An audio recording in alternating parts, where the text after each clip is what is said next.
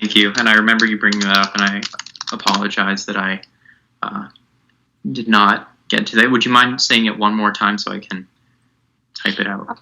Of course. Why don't I just write it into the chat? Would that be easier for you? Yes. Okay, awesome. Thank you so much. I can't see the chat when I'm sharing my screen, but I'll paste it in.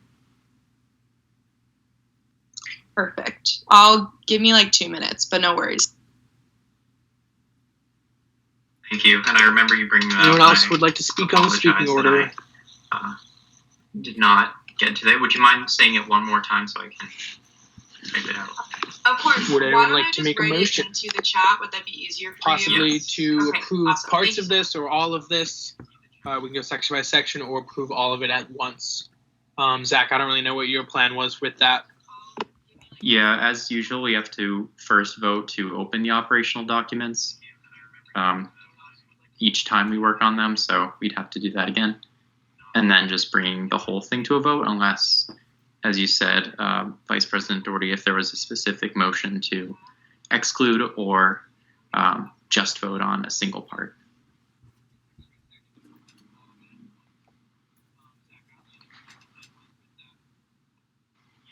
I motion to open the operational documents. Is there a second? Second. All right, Vice President Doherty, would you mind just typing in like open operational documents into the chat and running that 2/3 majority vote as we have been doing? The vote is open in the chat. And just a reminder, it's a like react for a yes vote, a heart react for an abstain vote, and a angry face, which is the one all the way on the right, for a no vote.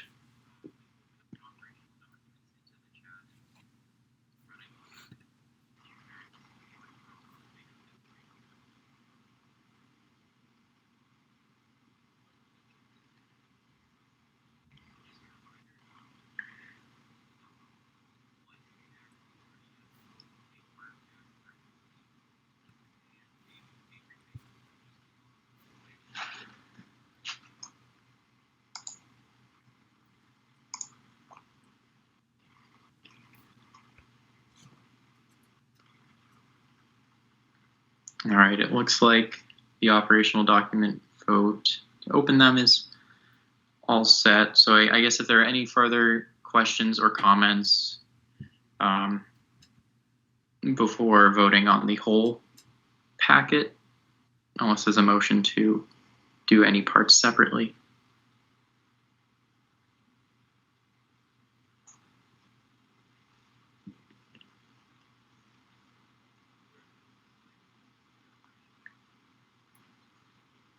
And that will include Chair Van Arsdale's addition regarding the SGA advisor. There we go. Any allegations or situations that pertain to any official offices shall be forwarded to the respective office. Chair Van Arsdale, I'll share my screen again. Hi, Speaker Merson. You can change up the language to make it more grammar friendly as long as like the purpose is still the same. Does this clause here sufficiently cover the intent that you would like? Any allegations or situations that a specific office on campus is responsible for shall be forwarded to the respective office? Yes, that's perfect. And then you can just do the next line for the SGA advisor. Great, and that is the SGA advisor should help to find and contact the correct office if such matters arise. Perfect. I'll just add that in verbatim. Thank you.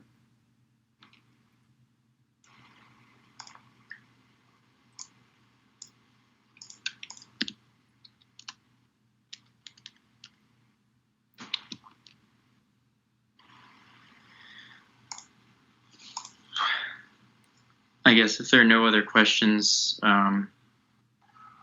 Vice President Doherty, if you want to type in. Speaker Merson, your screen is currently not being shared. It keeps going in and out. So we can't see the doc right now. Thank you.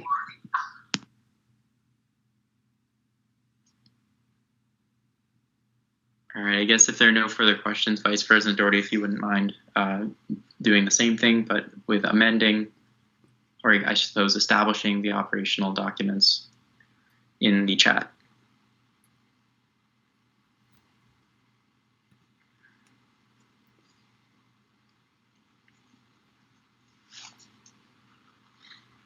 The vote has been put in. Cast your votes.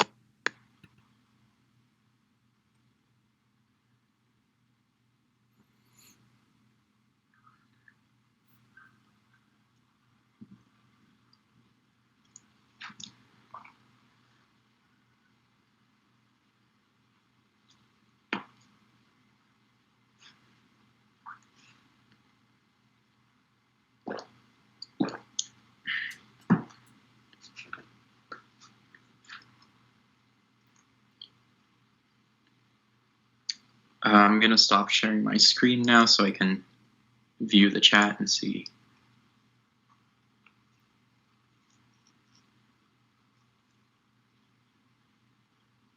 Oh, Senator Henson, you had a question. And thank you, Chair Bouffard, for the grammatical. So if we, with possibly passing this vote, are these documents completely effective immediately? My thought is, since the members of the Judicial Committee won't be sworn in until fall, the official establishment of the committee won't happen right now, especially since next week is the transition meeting anyways. If that makes sense, just because to be a member of the Judicial Committee, it's being written into the Constitution, which we'll look at next, that they have to be nominated by their chair and then confirmed. Sweet. So that wouldn't happen until the first meeting of the fall semester. All right, well, it looks like on Vice President Doherty's vote text that it passed. So thank you all for that. Of course, they won't really mean anything unless we also establish it in the Constitution. So that is next on old business. I'll share my screen again, this time with the updated Constitution. And it still has the red text because I haven't gone through, and approved all these changes yet. Or I should say accepted all the changes yet in the Word document, but I will do that after tonight. So the Judicial Committee section is one of the two we hadn't approved yet, and the other one is the Speaker section, and we'll start with the Judicial section since that is most relevant to what we were just talking about. So just to read it again, since it's short, the Judicial Committee shall consist of the Speaker of the Senate, the Vice President ex officio. This just means, like, by nature of their office. So anyone who's in the role is automatically a member of the committee. 8 senators, 1 from each of the standing committees. Each senator shall be nominated by their chair and confirmed by a 2/3 vote of the Senate at the first meeting of the fall semester. One of the things we talked about is potentially requiring members to have served on a prior Senate. I didn't end up putting that in, but that's something that can be discussed tonight if anyone has strong feelings about that. The chair of the committee shall be the Speaker of the Senate, shall be responsible for researching and drafting amendments, referring all amendments to the SGA for this Constitution and the operational documents, and any other tasks deemed necessary by the Speaker of the Senate. Shall aid the Speaker of the Senate in the interpretation of this Constitution and the operational documents. Shall make these interpretations public to the members of the student body and the UVM administration when requested by the Executive Committee. Any amendments brought to the attention of the Judicial Committee shall be made public to the Senate by the chair of the committee and given time for defense on the Senate floor. Shall be responsible for working with the SGA business manager to determine if the annual stipend increase shall be brought before Senate. If the SGA business manager recommends a stipend increase other than a 2% annual increase, the new increase shall be brought to a 2/3 vote before the Senate. The Judicial Committee reserves the right during any year to bring the 2% annual stipend increase to a 2/3 vote before the Senate. Shall be responsible for approving the suspension of a week's stipend for any member of the Executive Committee upon request of the Executive Committee. Shall be responsible for adjudicating violations of the Constitution, operational documents, our common ground, and other SGA policies and procedures by members of the SGA in accordance with the judicial operational documents. The Judicial Committee may order the removal of a member of the SGA in accordance with the judicial operational documents. Any member of the SGA who has been removed by the Judicial Committee may appeal. Removal of a member of the SGA by the Judicial Committee may be overturned by a 2/3 vote of the Senate. Shall be responsible for handling censuring proceedings in accordance with Article 13 of this Constitution and the judicial operational documents. Shall be responsible for handling impeachment proceedings in accordance with Article 14, Section B of this Constitution and the judicial operational documents. Shall attend all Judicial Committee meetings in accordance with the attendance policy of the Speaker of the Senate. So are there any questions on this section? Chair Van Arsdale. Hi again. I just have a quick question. I don't know if I missed it or if it comes up later, but for the judicial review process or the impeachment process, what if the process is like pointing out one of the senators on the Judicial Committee? So like what would happen in that circumstance, if you understand my question? Absolutely. Yeah. So I believe it's also in the judicial operational documents that if it's a member of the committee, that they shall not participate in any of the proceedings. And I believe that's also in the Constitution. Yeah, here we go. If any member of the Judicial Committee is the member of the SGA in question, they shall not take part in the investigation done by the Judicial Committee. And I believe the same language is here as well. Awesome. Thank you so much for clarifying. Yep, right here. Same language pretty much. Any other Further questions, comments, concerns, debate?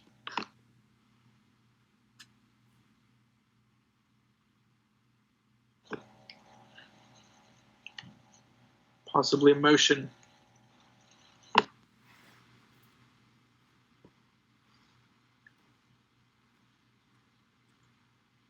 Well, if there are no further questions, we could bring this section of the Constitution up for a 3/4 majority vote.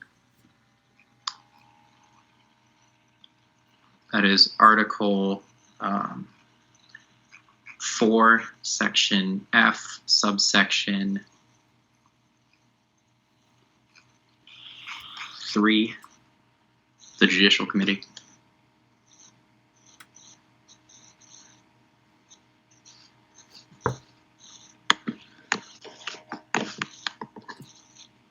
Would anyone like to make that motion? Motion to bring the Judicial Committee Constitution section up to a vote. Awesome. Is there a second? Second. Second. There is a second. I will put it in the chat.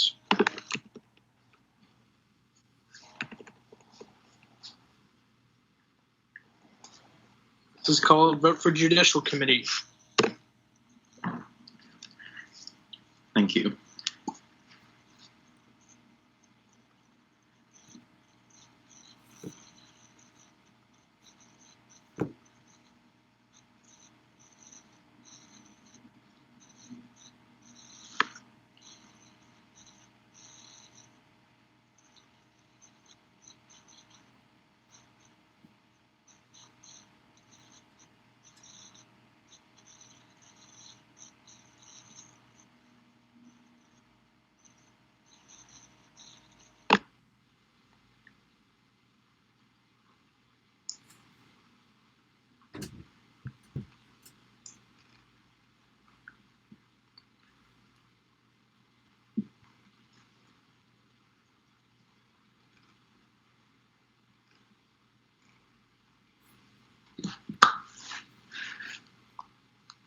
All right. As I can't see the chat, Vice President Doherty, is it looking like it's been approved? There is a heart vote.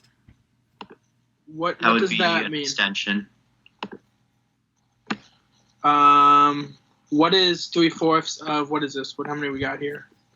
I'm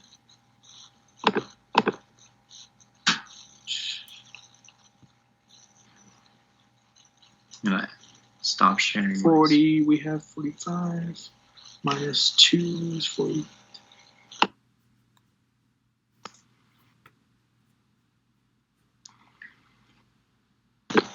So that's going to be 30 people must vote. Yes. Oops, accidentally clicked it. Ignore that one. Okay, I unclicked it.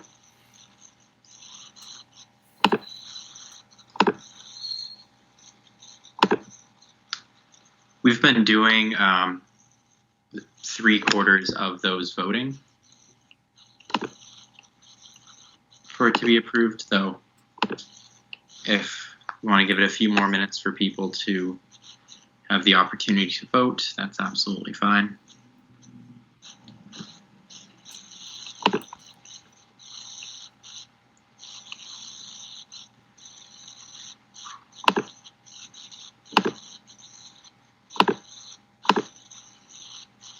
I noticed that last week as well, a lot of people weren't voting, and I'm just wondering if they just happened to not be at their computers at that time, or if they didn't see it. So if any of you are having issues finding it, please let me know.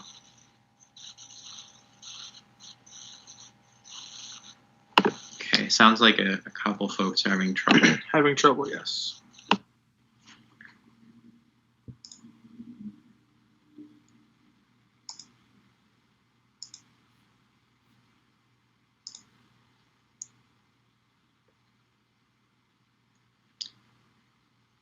Well, what we've been doing is counting 3/4 of the members voting. So we could continue doing that tonight as well.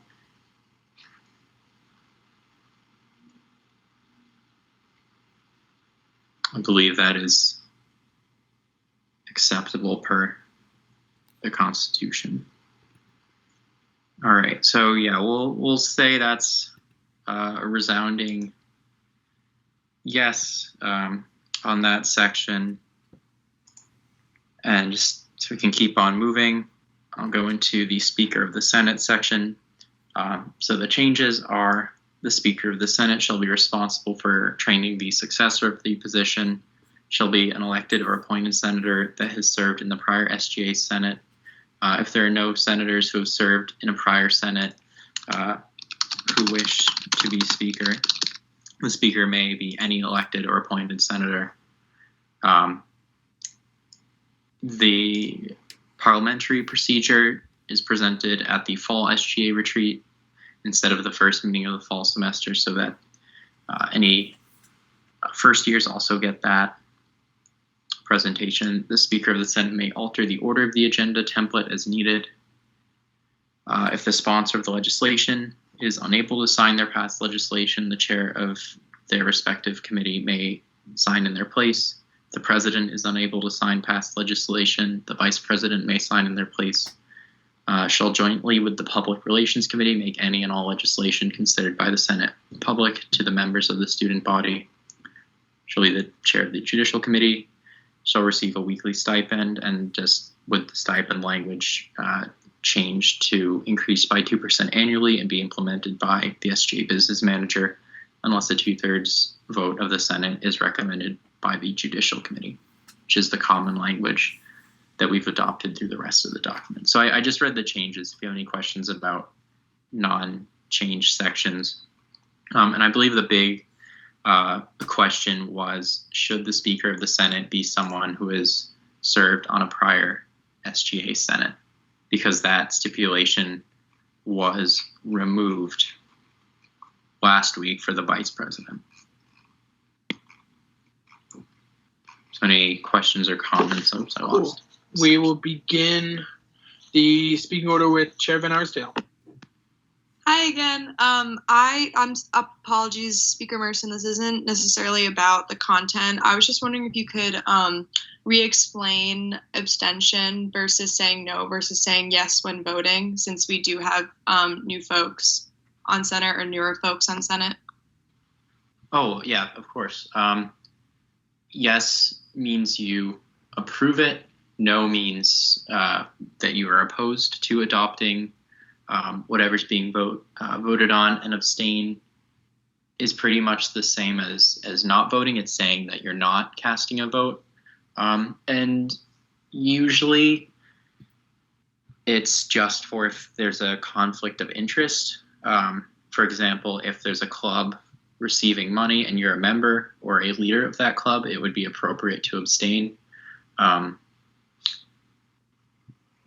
Although as free voting members of the SGA, I can't tell anybody not to abstain, but I would recommend voting yes or no unless there's a specific conflict of interest, which I don't feel would apply to any SGA documents. Awesome, thank you. We will continue with Chair Bouffard.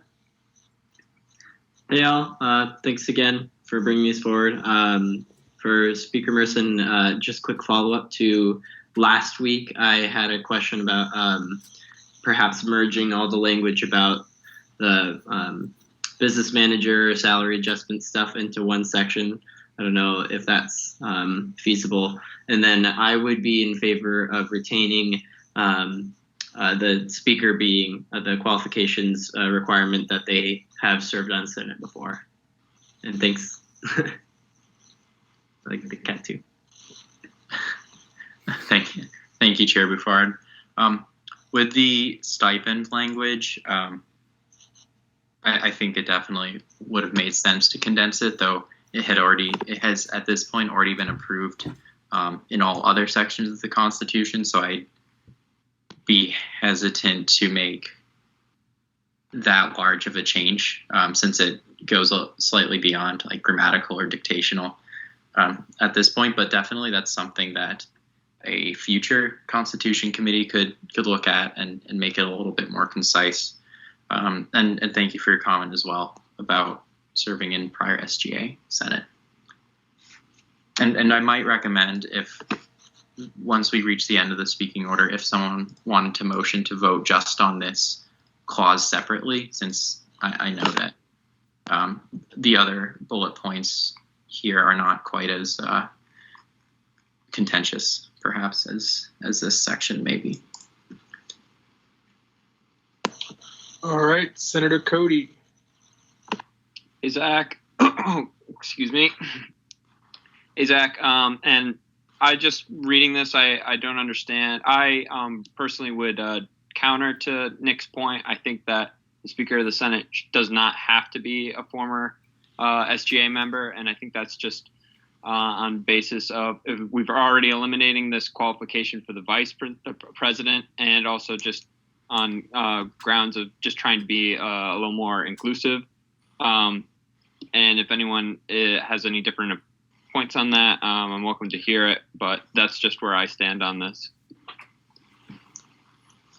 Thank you for the comment. Yeah, the Constitution Committee's thought and my own thought is that, and the Constitution Committee didn't universally agree on this either, so it's definitely a point with two valid sides to it.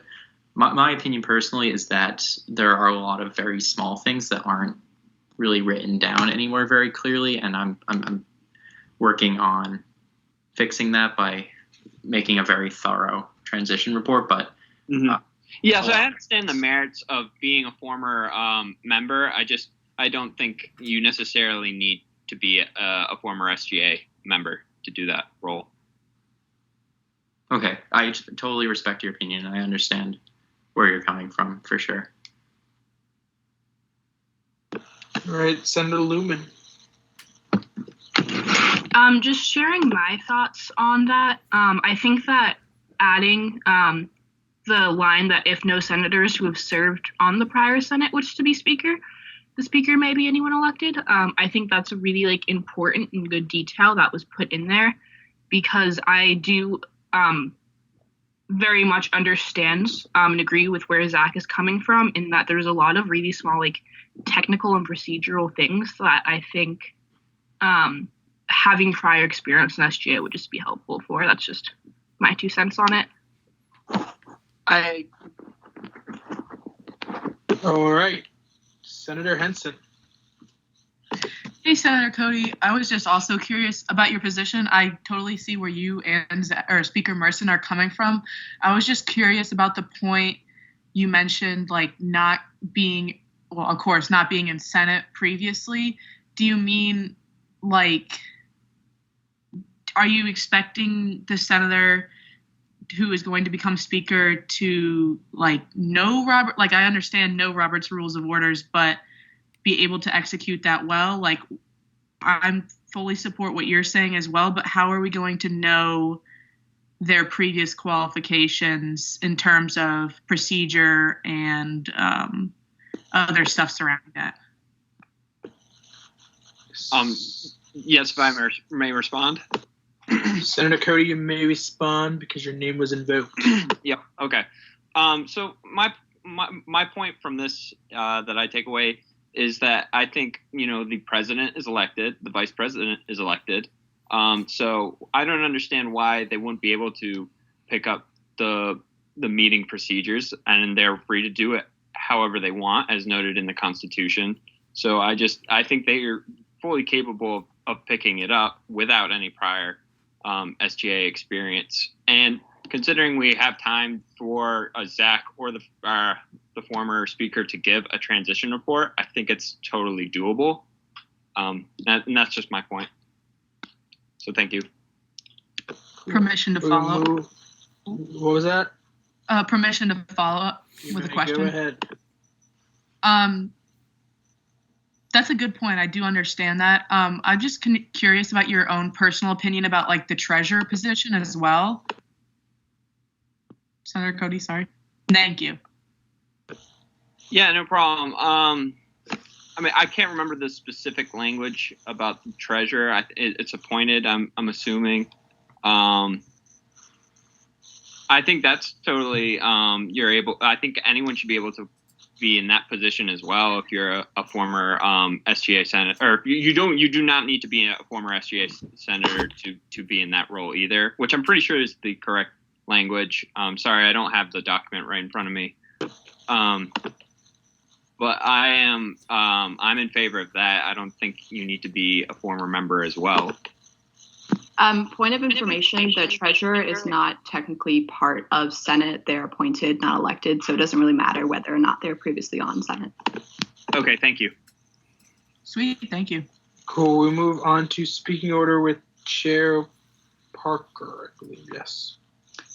Yeah, thank you. I wanted to respond to the questions about whether or not they should be previously been on Senate. I think, one, not allowing someone who's not been on Senate to run for speaker is a huge accessibility issue, and that it's very, like, exclusive. But additionally, when the speaker is elected by their fellow senators, they're given the time to speak on their experience and why they're best fit. So to call into question their ability or their knowledge of the pre-existing rules, I think is unfair, because they have the opportunity to not only speak to previous speakers, understand what goes into the role, but they also have the opportunity to defend themselves in front of the Senate body and explain why they're qualified. So I think regardless of if you've been on Senate or not, you have the chance to prove your abilities and why you'd be the right person for that spot. So I just don't think it makes any sense to exclude people. Thank you.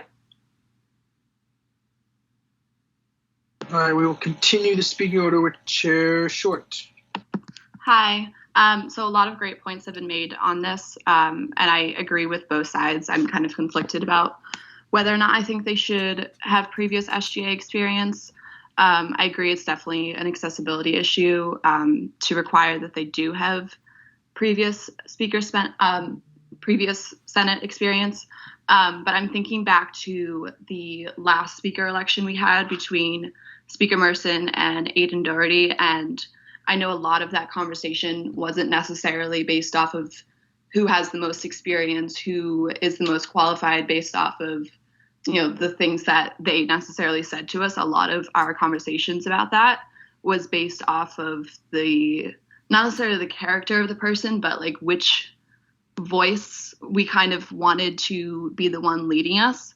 And I worry that if we were to open it up to, really everyone, and especially since that's like one of the first meetings, that people might not necessarily know the people that are running for speaker as closely, and might not make as informed of a decision as they necessarily would between two people that have been on Senate for a year or, a semester already and kind of know people already.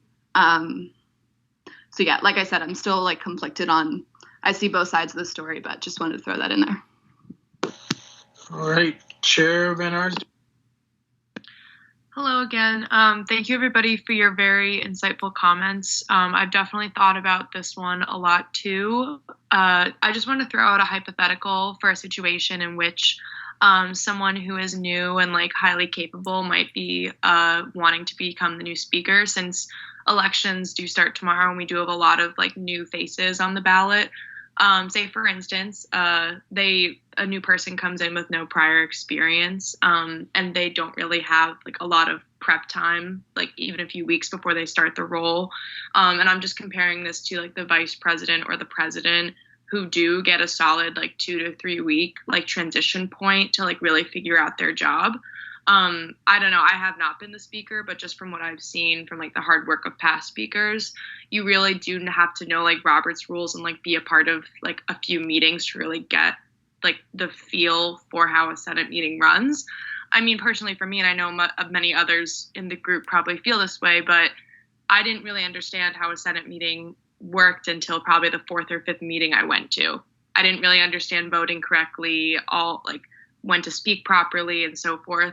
So I think it's just more of a technicality issue. I don't know if it's so much of a exclusion issue. We just need to make sure that the next speaker can really like start off the year strong and make sure that we have really smooth meetings to get work done. All right, Treasurer Gauthier. Hi, everyone. I also agree with Chair Van Arsdale. Before I was treasurer, I was not a part of the Senate, and I've been to every meeting, and I work very closely with Speaker Merson. And even after all of this time, still being my first year, I still am very confused on a lot of the things he does, and still learning a lot of the Senate procedures. So I think that just in the essence of not exclusion, but in making sure that this complicated process is done correctly and efficiently for everyone's time, that we should have someone who has prior experience, just because it will be easier for everyone. I also have had a 4 to 5 week transition period, and I know that the speaker doesn't, since Speaker Merson will be graduated and gone by the time a new one, or pretty close to graduating and gone by the time a new one is elected. So I think that's important to think about as well. Chair Gomez. Hey everyone, going to keep this really short. I agree with Chair Van Arsdale and Treasurer Gauthier. I just wanted to bring up the point that witnessing 4 different speaker elections, generally there's not a lot of people who run for speaker. It's usually around 2 to 3 people. So I don't know if alleviating the rule that you have to be on SGA would necessarily mean that more people would run for the position. And also, given the way that we select our speakers, for those of you who are joining us this year, whatever it may be, we give the opportunity to candidates who want to run for speaker to be asked questions from all of Senate.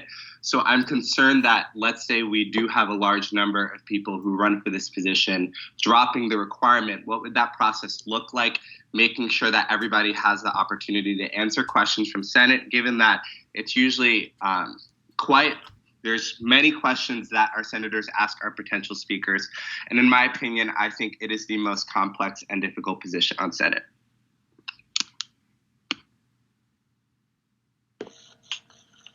Further people who would like to speak on the speaking order or motions or... And I just recommend... Senator Cody, yeah. Oh, sorry, go ahead. No, go ahead. Yeah, those are some really great points, Senator Gomez and Chair Van Arsdale. I just think that you the there isn't a reason why someone couldn't be read up on Robert's rules and be able to host a meeting to a degree that would be sufficient for Senate. And I mean, as we've noted earlier, it's also an election, and so you will have to prove that you're the best candidate for this job. So I think it's totally doable to have incoming members be a speaker of the House or the Senate, excuse me. Thank you. Awesome. We have a motion to vote on just the experience section of the speaker section, just the part where we require them to be a senator beforehand. Is there a second on that motion? My chat's not working. Can I get on the speaking order? Yes, but there is a motion on the floor. So. Clarifying question. Can we clarify what a yes vote is and what a no vote is? Yeah. So there's currently no vote because nobody's seconded yet. Why don't we Okay, get if someone were to Senator, second it. Senator Croxford, why don't you speak while people wait to second?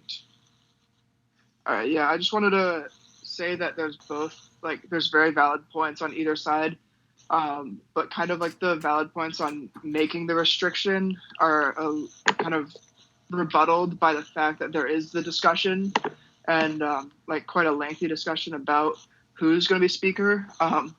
I think if anything, we should try to be making it more accessible, having a better transition report so that anyone can do this. And even if you think about like someone could transfer and have experience on SGA somewhere else, and that wouldn't fit into this requirement, or they could be part of another organization that does Taylor's rules, like my fraternity does Taylor's rules, and I would be comfortable leading Taylor's rules after have been in meetings with my fraternity. I just think that the discussion part and the fact that you can have a transfer kind of makes the point of having the restriction a null point. Cool. There is, just to clarify quickly, a yes vote would be to approve the new language, which is here in red. So the new version would read, shall be an elected or appointed senator that has served in the prior... Speaker Merson, we can't see your screen again. Really? Oh, okay. Let me try sharing it again. I can see the screen. I can see it. That was Lexi's screen being up. All right. Everyone good? Yes. Yes. Okay. So the new reading would be, shall be an elected or appointed senator that has served in the prior SGA Senate. If there are no senators who have served in a prior Senate who wish to be speaker, the speaker may be any elected or appointed senator. And a no vote would be to keep the original language, which is just shall be an elected or appointed senator. All right, because there is a second, I will put that motion into the chat for the vote. And again, it will need a 3/4 yes vote for the new language in red to be adopted. And the vote is in the chat.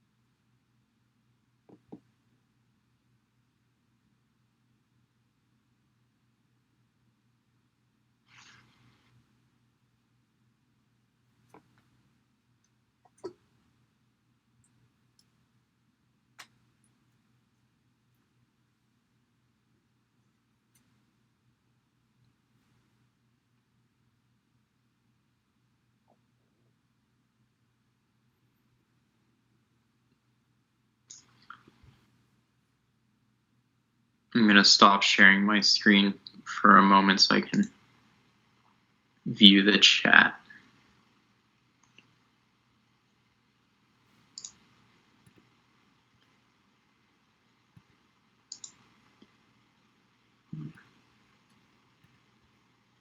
Should probably give it another couple minutes just in case.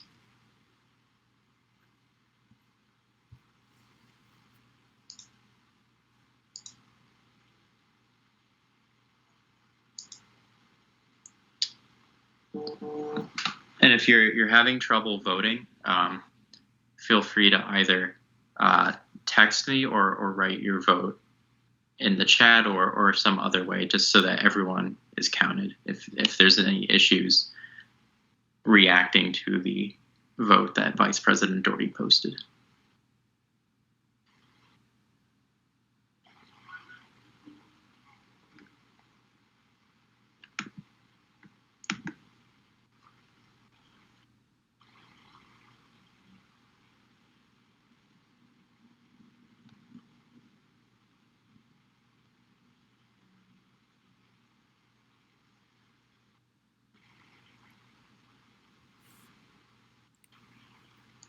And a reminder, the thumbs up is a yes, the angry face is a no, and the heart is abstain.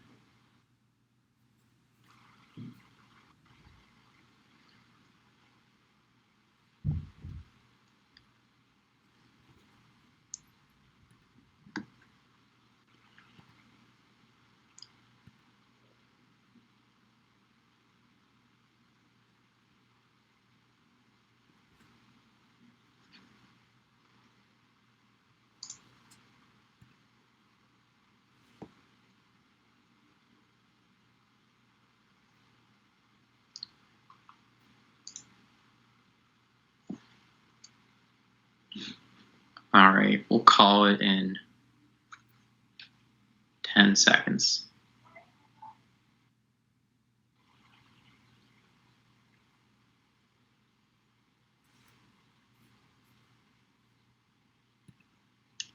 Okay, right now we have 21 votes for yes and 9 votes for no, which is 30 total. And 3/4 of 30 is 22. So the amendment on this section did not pass, which is absolutely fine. I appreciate you all for sharing your thoughts and ideas, and that's definitely why we have a vote instead of me just deciding. Because it says 22 in the chat. Does it? Did it switch again? I'm seeing right now. I'm seeing 21 thumbs up and 9 angry faces. It was Zach. It looks like Just change again. Sorry about that. No worries. it looks like Senator Friel and Croxford couldn't vote. I don't know if that's true. I check. tried to vote, but it wouldn't let me. Oh yeah. Yeah, that would still be less than 3/4 yes vote. So that section will not be added. So right now, the section B, subsection 2, just reach shall be an elected or appointed senator. All right. Well, thank you all for voting. Definitely, that's something I always like to see, is when people feel they can vote how they feel, instead of feeling pressure to vote yes. So I expect all of you can appreciate that. So now moving on to the whole of section B, all the other changes for the speaker section, which, as a reminder, are shall be responsible for training the successor of their position. Just clarifying that parliamentary procedure is presented at the fall retreat instead of the first meeting of the fall semester, so that the first year senators will also get the same information and presentation. The Speaker of the Senate may alter the order of the agenda template. Language about if someone can't sign legislation for whatever reason, their chair can sign in their place. Same thing, if the president can't sign, the vice president can sign in their place. Just clarifying that the speaker will work with the PR committee to make legislation and other material available to the student body. The name change, and then the stipend language. So are there any questions or comments about these other changes? Can you all still see my screen? Speaker Merson, it looks like there's been a motion and a second to vote on each change one by one. Can you say that again? If you were a little... No, I believe there is a motion Yeah, there's a motion to vote on each section of this one by one. Yes. And there's been a second. Okay. I guess before we start voting, are there any questions or comments about any of these other sections? Questions or comments? My motion was intended to have like the vote for the previous part about the speaker be like one by one because some people's chats aren't working. Like call off votes. Oh, call off names. Yeah. Okay. Is there a second? Nick seconded it. He Nick understood seconded what I it? meant. Yes, he Yeah. did. All right. To clarify, to vote, everyone who's voting says their vote out loud, one at a time, on each of the. Or in the chat. No, just on the previous vote that we just took. I guess a challenge or that sort of thing. The speaker experience requirement vote. Okay, everyone should type out their vote in the chat so we can have a better count. Or if their Or chat spoken. doesn't work, say it out loud, and you can record that like with their name. Okay. Yeah, that's fine with me. And do it again, I apologize about this system with the reactions. It's, I know, not the best. Chair Gomez suggested doing it by committee, which. Yeah, do you want to like call out the committees and then everybody on that committee say their vote or type in their vote?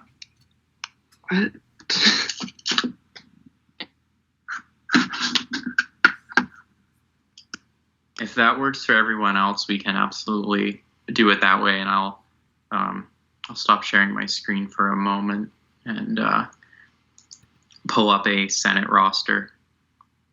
Zach, can you clarify how many yes votes are needed to pass something? 3/4 of the votes cast. How many of the actual, like, because I know there's some people that aren't on here. Do you know what the number is? If I counted, and there should be 40 people currently in the chat. I could be wrong if somebody wants to double check that. That are senators. There are 42 people currently.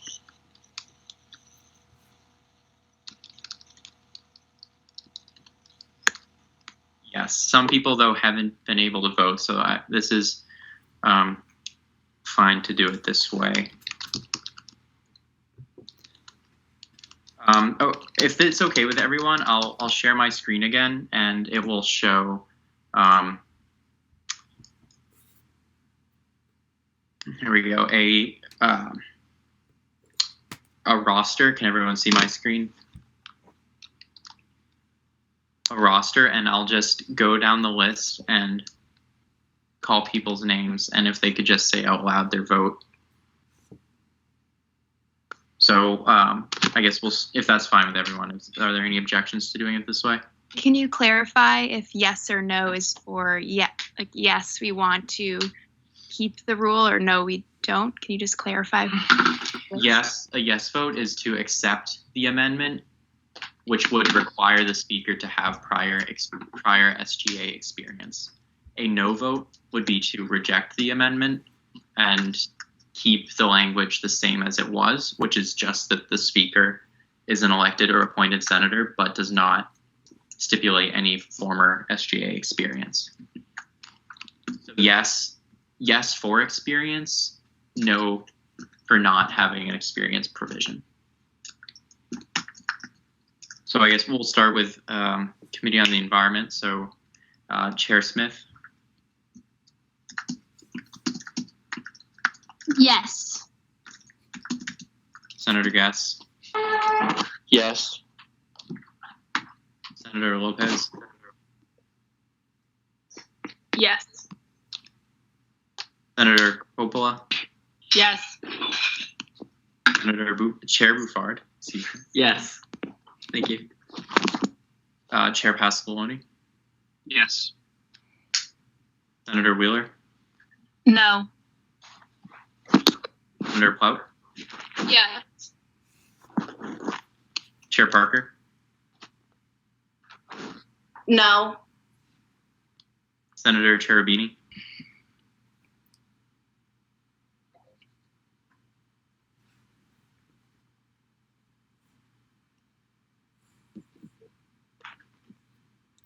we'll put it in abstain for now, and I'll go back through once we reach the end. Senator Plezek, Yes. Senator Wong, Yes. Senator Oswald, No. Chair Van Arsdale, Yes. Senator Shelley, Yes. Senator Lansdowne, Yes. Senator Henson, Yes. Chair Mechanic, Yes. Senator Gringari, Yes. Senator Croxford, No. Senator Alnami, Yes. Senator Stevens,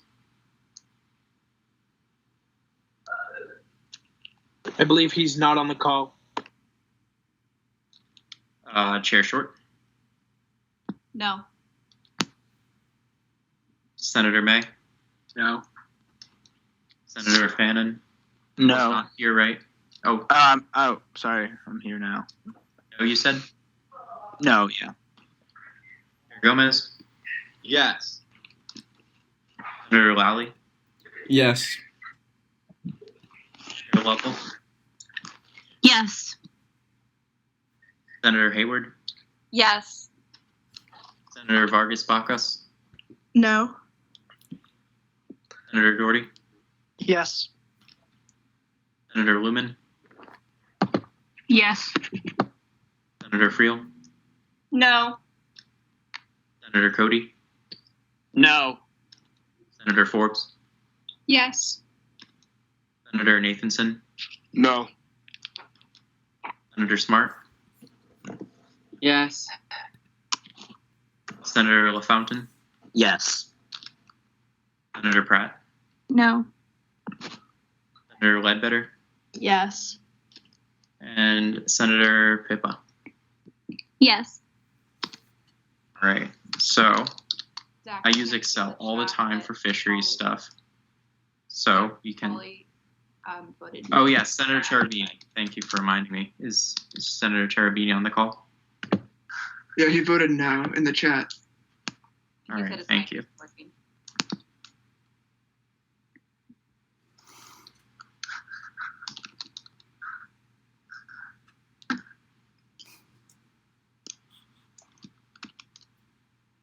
All right, so we have, and then we have these folks aren't.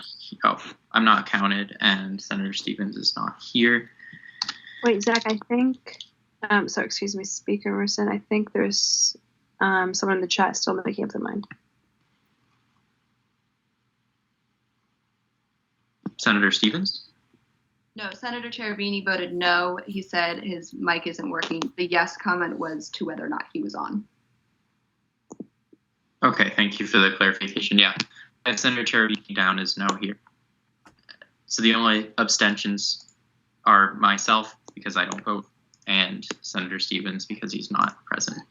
So we have 40 people voting, 27 yes, which is 67%. So it's still a no vote on adopting the experience provision. Everyone all set with that, with the formal counting?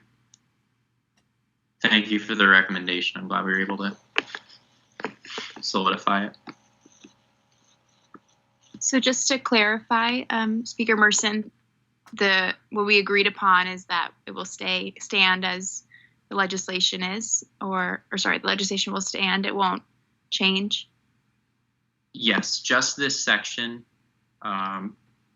Article 4, Section B, subsection 2, will remain as shall be an elected or appointed senator. Got it. Thank you so much. Of course. And thank you all for bearing with me as we did that slightly better way of counting.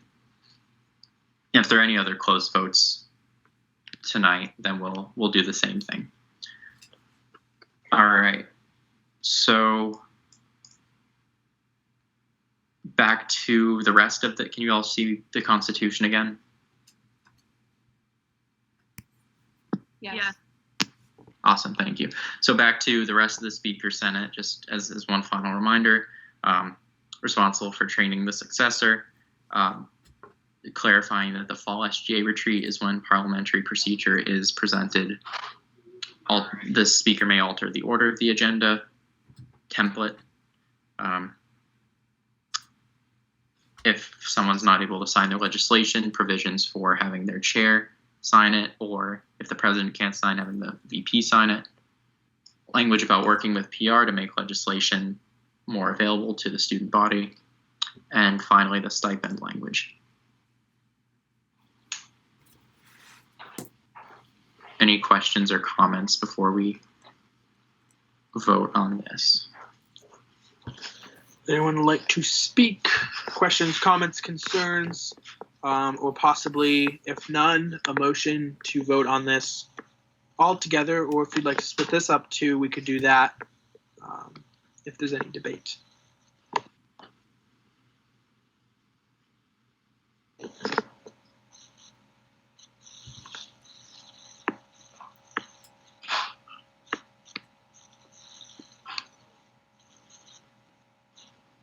I would look favorably upon a motion to vote on this. Motion to vote on the legislation as a whole. Fantastic. Is there a second? Second. Awesome. So we will be voting on the Speaker of the Senate section and the changes that are there. Do we want to do it the same way we did the last one, or do you all think using the chat again is appropriate, unless it's close? I have a feeling that if it's close, then I think we should do a recount like we did last time. Maybe we keep that as kind of standard for the rest of these meetings. But if there are like no votes or no abstentions, then we should be fine in the chat, I think. So I'm going to put that in. Vote for Speaker section.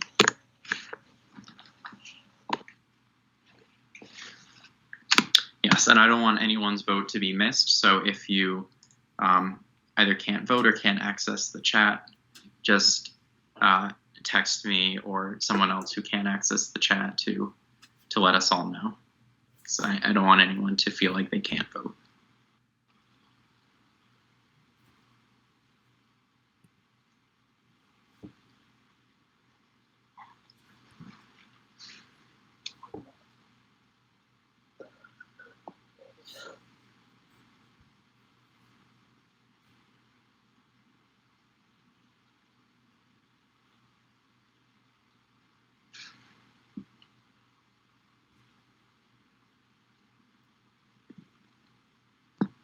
I would also suggest, just considering how whenever we've done the voting in the chat, not everyone has voted. I would suggest, at least my opinion is that if that continues, that we should just do roll call votes every time. I don't think it's fair for some people to be tuning out and missing votes when other people are paying attention and keeping up with it. I agree with that. Okay, yeah, that's, I mean, you all saw it's easy enough to do.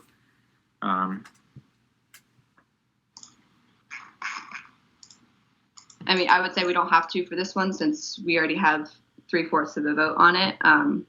But in the future, I think if we're getting 30 votes, for sure, we should do that. Okay, thank you for the feedback. We'll definitely do that with the rest of the legislation tonight and next week. All right, well, thank you for all for approving that section. Those were really just, as with most of the Constitution, minor updates and fixes. So I appreciate that. Getting all set. So that ends old business for the night, and we'll move on to emergency business, beginning with resolution opposing UVM's policies and actions towards student refunds in light of COVID-19. Senators Guest and Oswald, if one of you could please begin sharing your screen so we can follow along as you walk us through your legislation.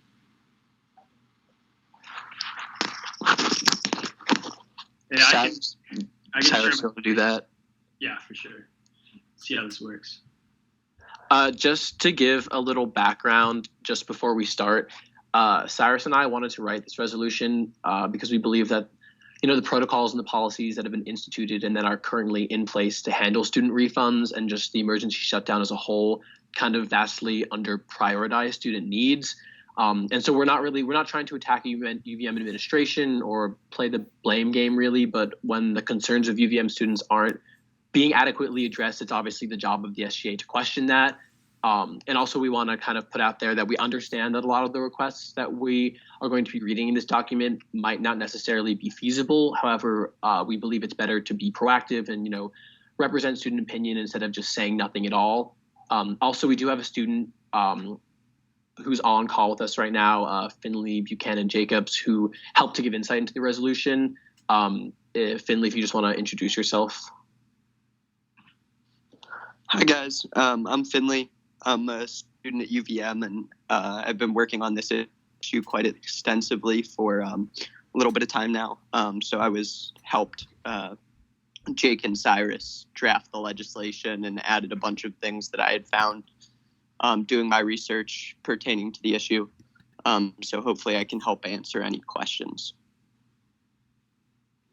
Yeah, and I, before we start to read this legislation here, I just have a few kind of like main points I'd like to state because this is kind of a longer resolution, just to kind of key your ears into what you should kind of be listening for. So first, we want to make clear that the reimbursed credit wasn't properly prorated for housing. We are going to resolve to work with administration to improve emergency response procedures. We want to acknowledge the economic strain that this whole kind of situation puts on students. And we also want to acknowledge the need for a more comprehensively prorated reimbursement, considering kind of like loss of student experience that this whole situation has caused. And I guess that I will start reading the resolution here. Jake and I are going to trade off every graph here because it's kind of fun. So this is the resolution opposing UVM's policies and action towards student refunds in the light of COVID-19. Whereas the University of Vermont, UVM, claims an average housing and meal plan cost of $6,677 per semester, and the average meal plan costs $2,336 per semester. Therefore, the estimated cost for average university housing is $4,341 per semester. Whereas the UVM spring semester 2020 move-in date was Sunday, January 12th, 2020, and the expected move-out date was May 9th, 2020. Whereas students first received notification from the university regarding the coronavirus on January 27, 2020, stating the Centers for Disease Control considers the coronavirus to be a serious public health concern. Whereas on March 11, 2020, President Garamella recommended through an official university announcement that students not return to their dorms after spring break. Whereas on March 11th, 2020, the Department of Residential Life announced that students would have between March 14th, 2020 at 8 a.m. and March 18th, 2020 at 10 a.m. to retrieve their belongings unless they received special approval from the Department of Residential Life to remain after March 18th, 2020. Whereas the Department of Residential Life requested students submit their applications to stay in the residential halls, giving the university accurate information as to which students left the dorms by March 18th, 2020. Whereas a March 17th, 2020 Senate poll published on March 27th, 2020 found that only 11.7% of on-campus students planned on staying on campus past March 18th, 2020. Whereas on March 23rd, 2020, President Garamella announced that effective March 30th, 2020, only a very small number of students approved for emergency housing would be able to access rooms, their possessions, and associated facilities until further notice. Whereas, according to the UVM Office of Audit and Complaint Services, the refund and bill adjustment policy for room and meal plan refunds in the case of students who voluntarily withdraw from attending the university, room and meal plan changes will be refunded based on daily prorated calculation using the official withdrawal date. Whereas the UVM Res Life Housing and Meal Plan contract terms and conditions for the academic year 2019-2020 states that in the event that the University of Vermont closes due to a calamity or catastrophe beyond its control, that would make continued operation of student housing infeasible, such as a natural disaster, a national security threat, or widespread pandemic flu. Room and meal plan fees will not be refunded. Whereas, according to the UVM Office of Audit and Compliance Services, the refund and bill adjustment policy during emergency scenarios, which is explicitly stated in the Housing and Meal Plan Contract Services and Contract Terms and Conditions, is stated as follows. The University of Vermont reserves the right in the case of natural disaster, pandemic flu, or other acts of God, where the university must cease operation for a single semester's or significant proportion of the semester to modify this existing policy. The modified refund policy would be determined by the university administration and approved by the Board of Trustees. Whereas the UVM administration issued an $1,000 housing credit reimbursement to students on March 23rd, 2020, only after widespread student critique and petitions demanding refunds based on a housing closing date of March 30th, 2020. Whereas the same Syndic poll as above found that 96% of students wanted reimbursement from UVM, of which 38.9% thought UVM should reimburse students for tuition in addition to room and board.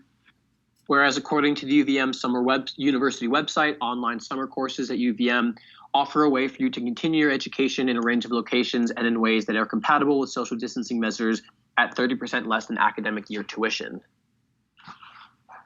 Whereas an Instagram poll on April 4th, 2020, asking UVM students whether the majority of their classes were being taught live or were pre-recorded, videos received 160 responses.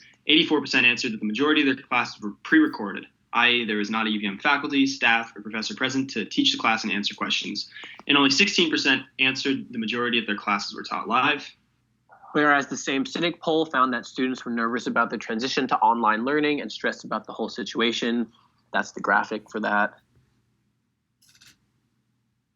Whereas, in addition to tuition costs, student fees per semester include the comprehensive student fee, $2,032, which is used to cover the operating, capital costs, and improvements of the library, student center, athletic complex, Center for Health and Wellbeing, campus transportation services, instructional technology, and other student services, the Inter-Residence Association, IRA, fee, $30, which is charged to each resident to be used for activities within the residence hall system, and the Student Government Association, SGA fee, $204, which is allocated by the SGA towards the support of student organizations and student activities. Whereas various students also have to pay for optional and unique fees, such as course-specific fees where students will be charged in addition to the fee for tuition to cover long-distance travel expenses, special equipment arrangements, or skilled consultants, fees for students who exceed 18 credits with their private applied lessons for instruments or voice, and $500 administrative fees for students participating in study abroad. Whereas UVM has an emergency management institutional continuity policy that is meant to prepare UVM to manage campus emergency of all types and be prepared to continue mission essential functions during or resume them rapidly after a disruption of activities due to both acts of nature and human events, although the procedural section of this policy states only to be determined.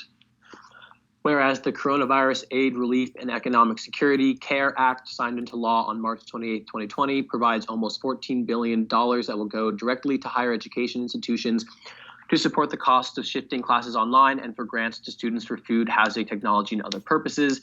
The Department of Education designates the amount a recipient university will receive by allocating 75% of the refunds based on the full-time equivalent enrollment of Pell Grant recipients and allocating the remaining 25% of the refunds of the funds based on the full-time equivalent enrollment of students who did not receive a Pell Grant.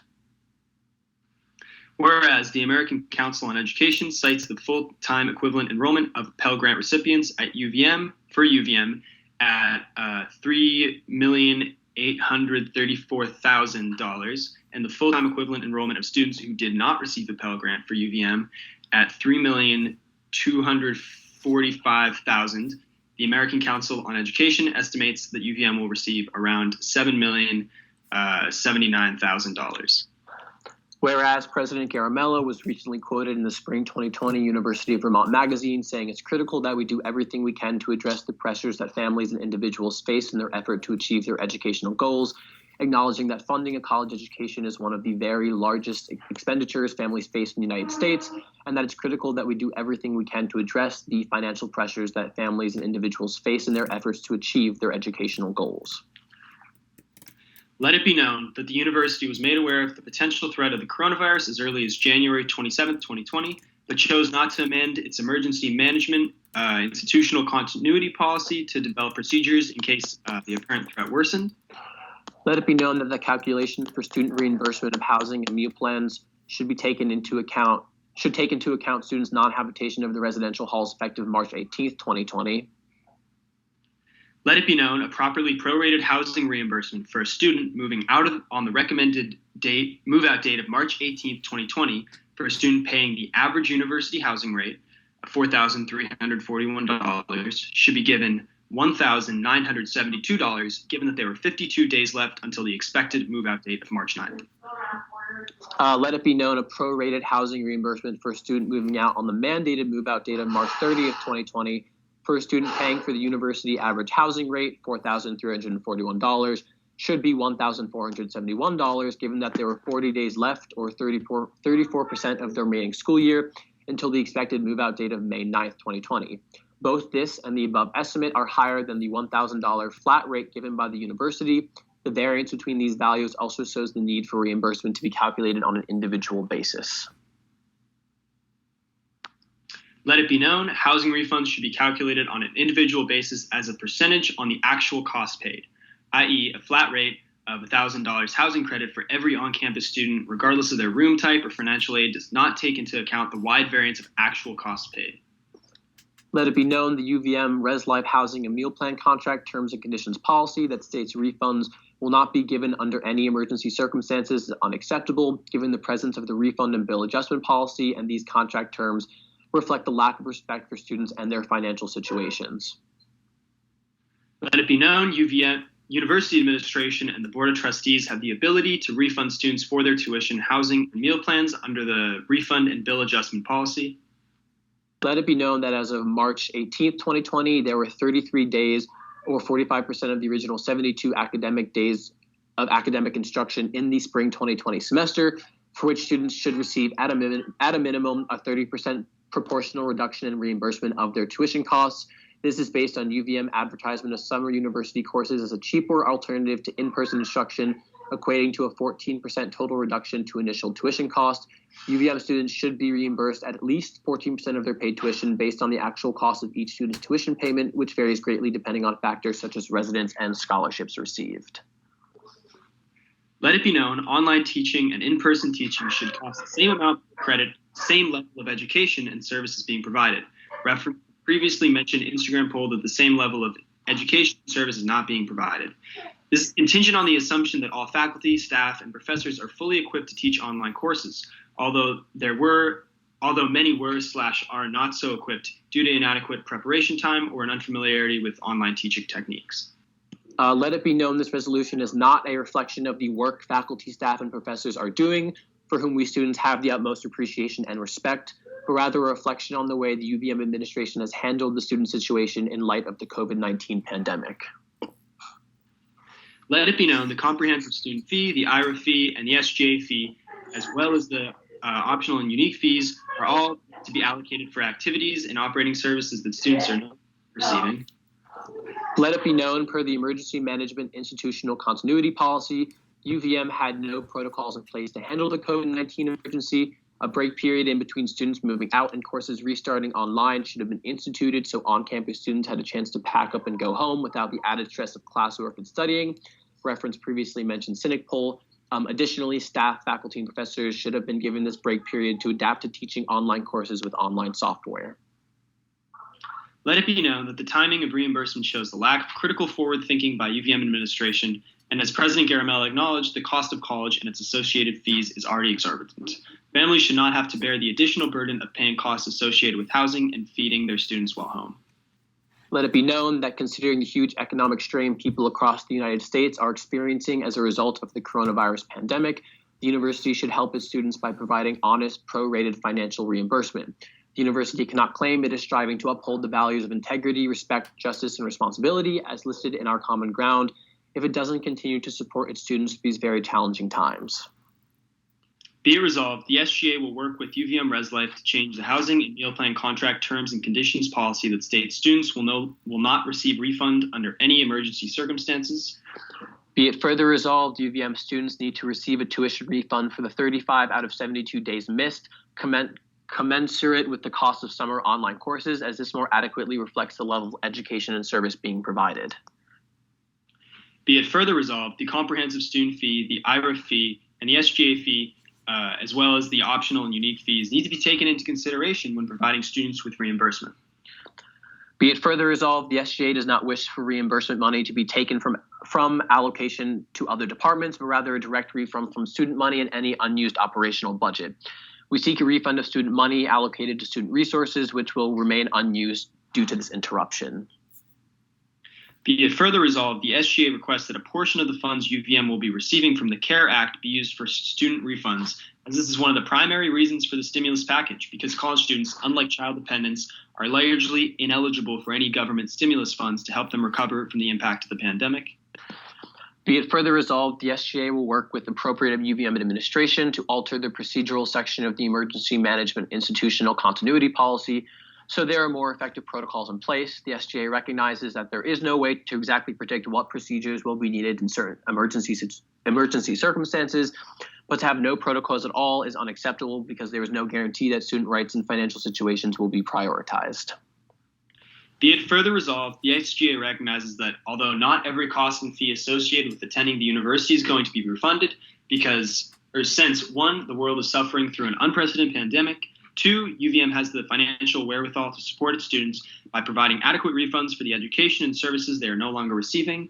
3, we as a community need to come together and support each other. And 4, as students, we would sincerely hope that our university would do everything in its power to support us. The SGA hereby requests that the UVM administration and board of trustees do the right thing and choose to help its students in the face of unprecedented academic and personal disruption. Thank you for sitting through all of that with us. Thank you for listening to all that. Down here, we just have some of the calculations we used. If you want to take a closer look at those, and I guess that we'll take questions now. We'll begin questions with Chair Bouffard. Hi, yeah, thank you both for the extensive work that you evidently put into this bill. I had a quick question towards the top. I think one of your first paragraphs, it's about the calculation you made for average cost of tuition, I believe. Yes, right in the first one. Meal plan costing $6,000. Estimated cost for university housing, the cost per semester. Should those be added together or averaged? I don't know if I'm reading it correctly. Yeah. So what we were doing here is we used the numbers that UVM puts out very publicly about how much. So that they say the average housing and meal plan together costs $6,677 per semester, per student, and the average meal plan, then based off the meal plans they list, is $2,336 per semester. So we took away the meal plan, the housing and meal plan, to get the average university housing. I know that's a little confusing, but I see it now. Thank you for clarifying. I appreciate that. Of course. Senator Gringari. Good evening, Senate. For those that don't know, I am one of the student trustees that sit on the board of trustees, and I'd like to just provide a couple comments. Just first off, I want to say I do not speak for the board of trustees. The president of the university speaks for the university, and the board chair speaks for the board. That's just a disclaimer I have to throw out. For those that don't know, the board did meet yesterday in an emergency meeting. Most of it was an executive session, so I can't give a lot of details, but one thing that has been made public is President Garamella is foregoing his April salary to go into an emergency fund at UVM, along with other different contributions made by donors. There is a campaign going on at the foundation. So that's one piece of information I'd like to share. And I think there's no arguing with the math you're doing here, but one perspective I'd like to share is kind of where how someone might be looking at this that's running financials is they're looking at what the economy is doing. We have seen markets drop faster than they did in 2008. The speed at which they were dropping is amazing. The amount of panic this puts into for all financial institutions is huge.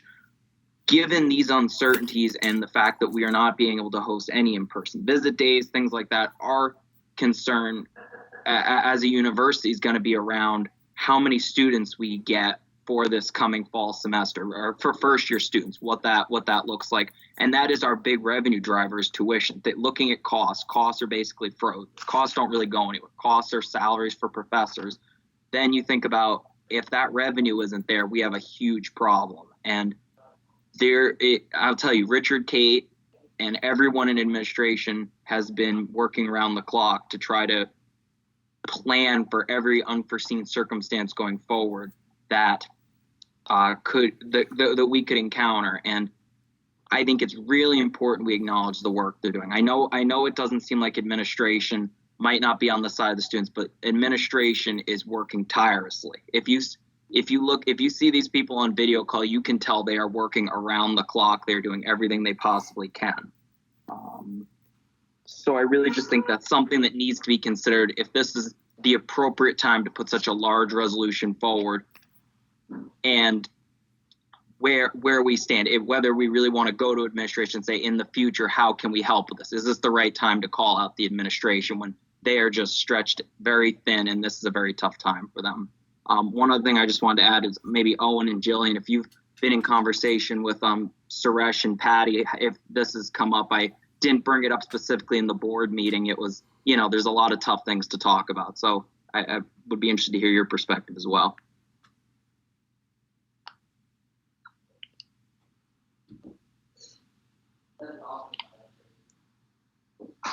Just to respond really quickly in terms of, is this the right time? I understand that UVM administration is putting a lot of effort into this. There's no doubt about that. We can certainly even add something into this resolution, like thanking them for what the work that they've been putting in so far. But I just don't see any other time to appropriately bring this up.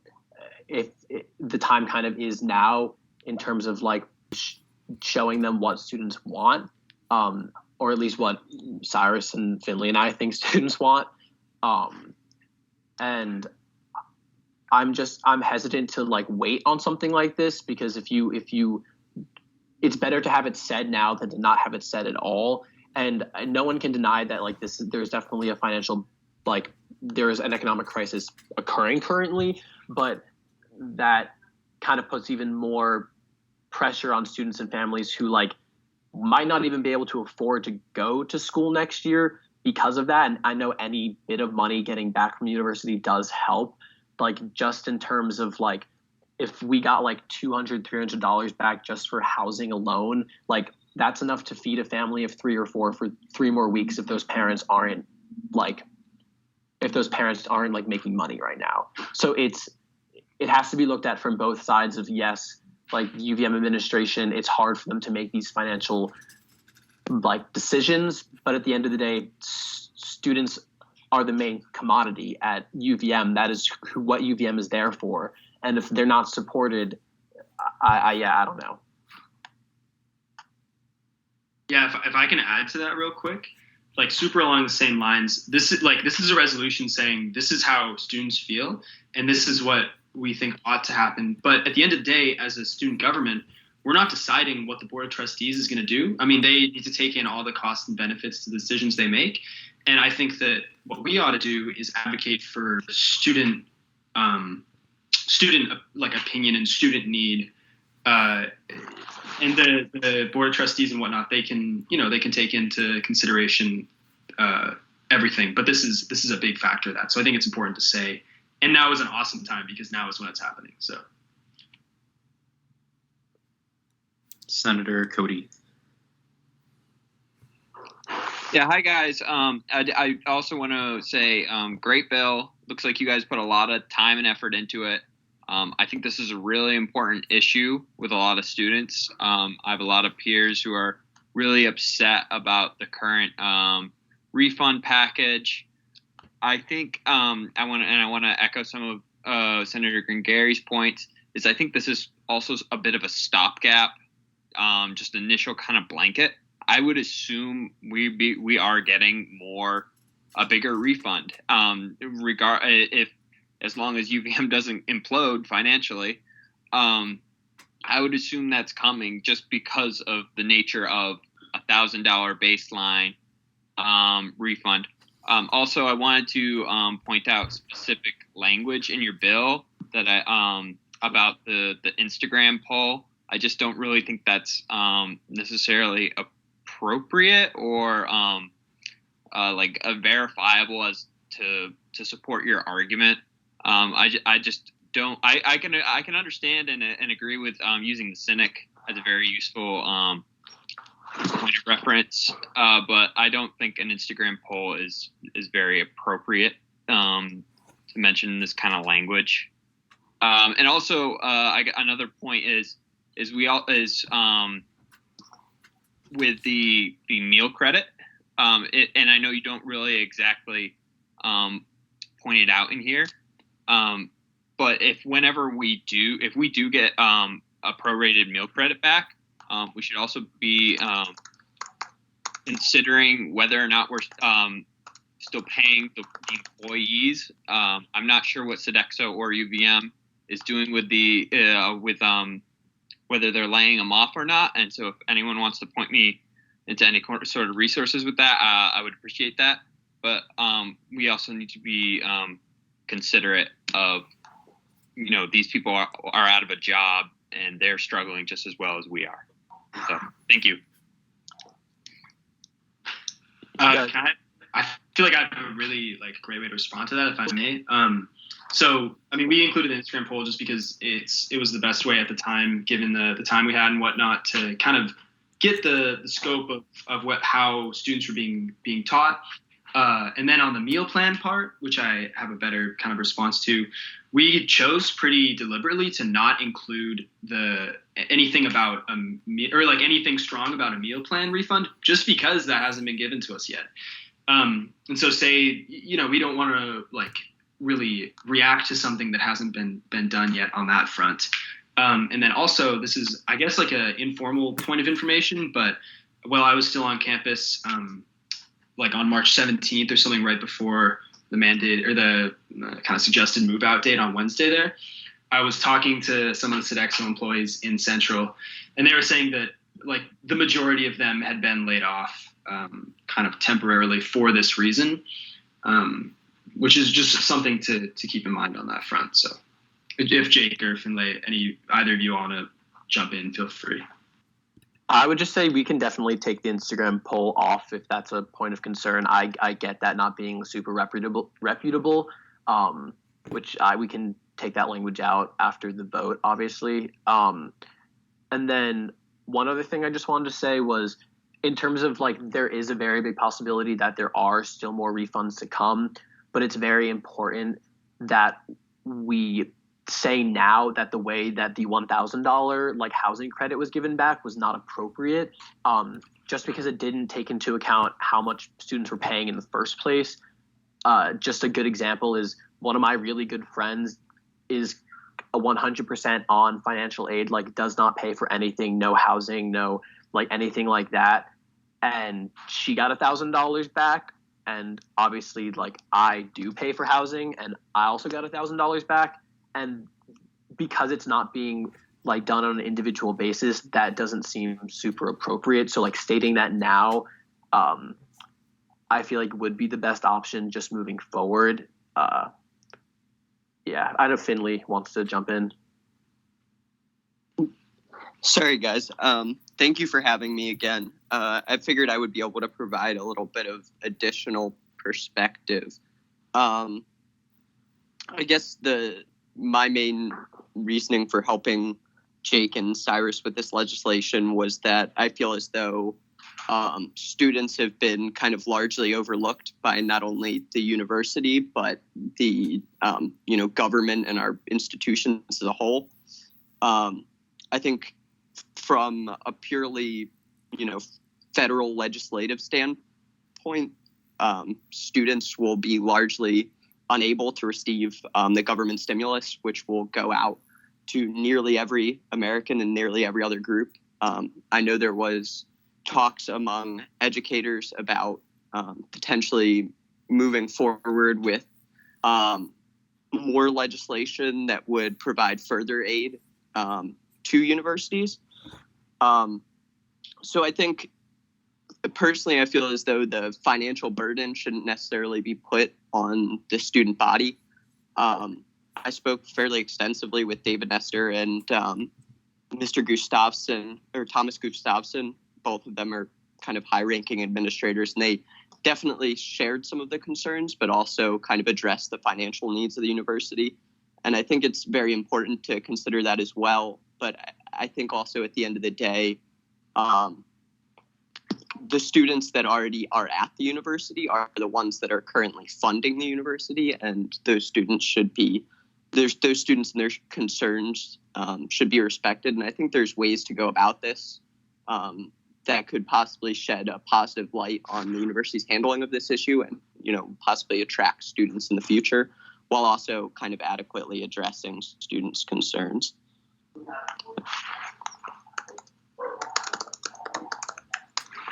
Senator Shelley. Hey, first off, I just wanted to say a thank you to Senator Guest and Senator Oswald. This is so amazing and so thorough. I'm in complete support of everything mentioned in this resolution, especially the tuition refunds being calculated on an individual basis. But I just wanted to give my 2 cents and say that in the future, I think SGA should fight for the removal of the clause in the undergraduate student housing contract that says in the event that the university closes due to a widespread flu, meal plan and room and board fees will not be refunded, because while the university did refund us in this case, legally they did not have to. So in the future, I do think we should make a separate resolution on trying to get that clause taken out of the.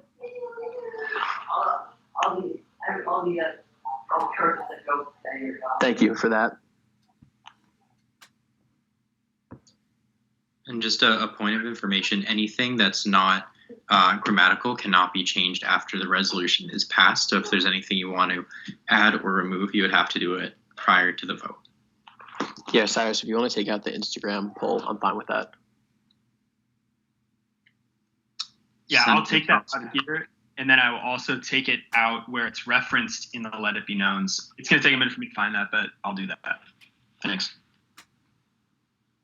Senator Croxford.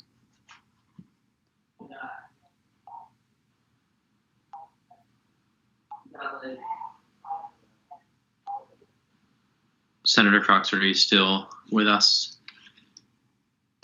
Sorry, I was on mute. I didn't realize it.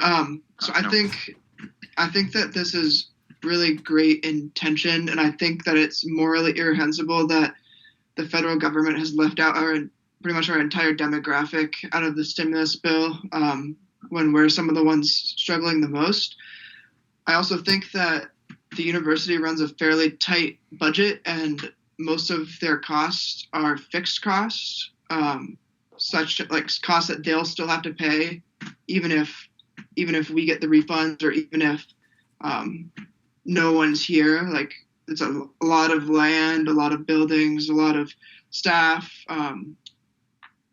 basically stuff that they've already paid for. I think that instead of saying an exact number, it might make more sense to say any like unspent costs from the tuition, barring that it doesn't impact the university negatively in the future, because they do have to account for the fact that this event's probably going to negatively impact their income in the future from not as many students joining next year, as well as students dropping out because of financial reasons. And just because the government fucked up, and excuse my French, with us in the stimulus bill doesn't mean that we should support our university crumbling financially either.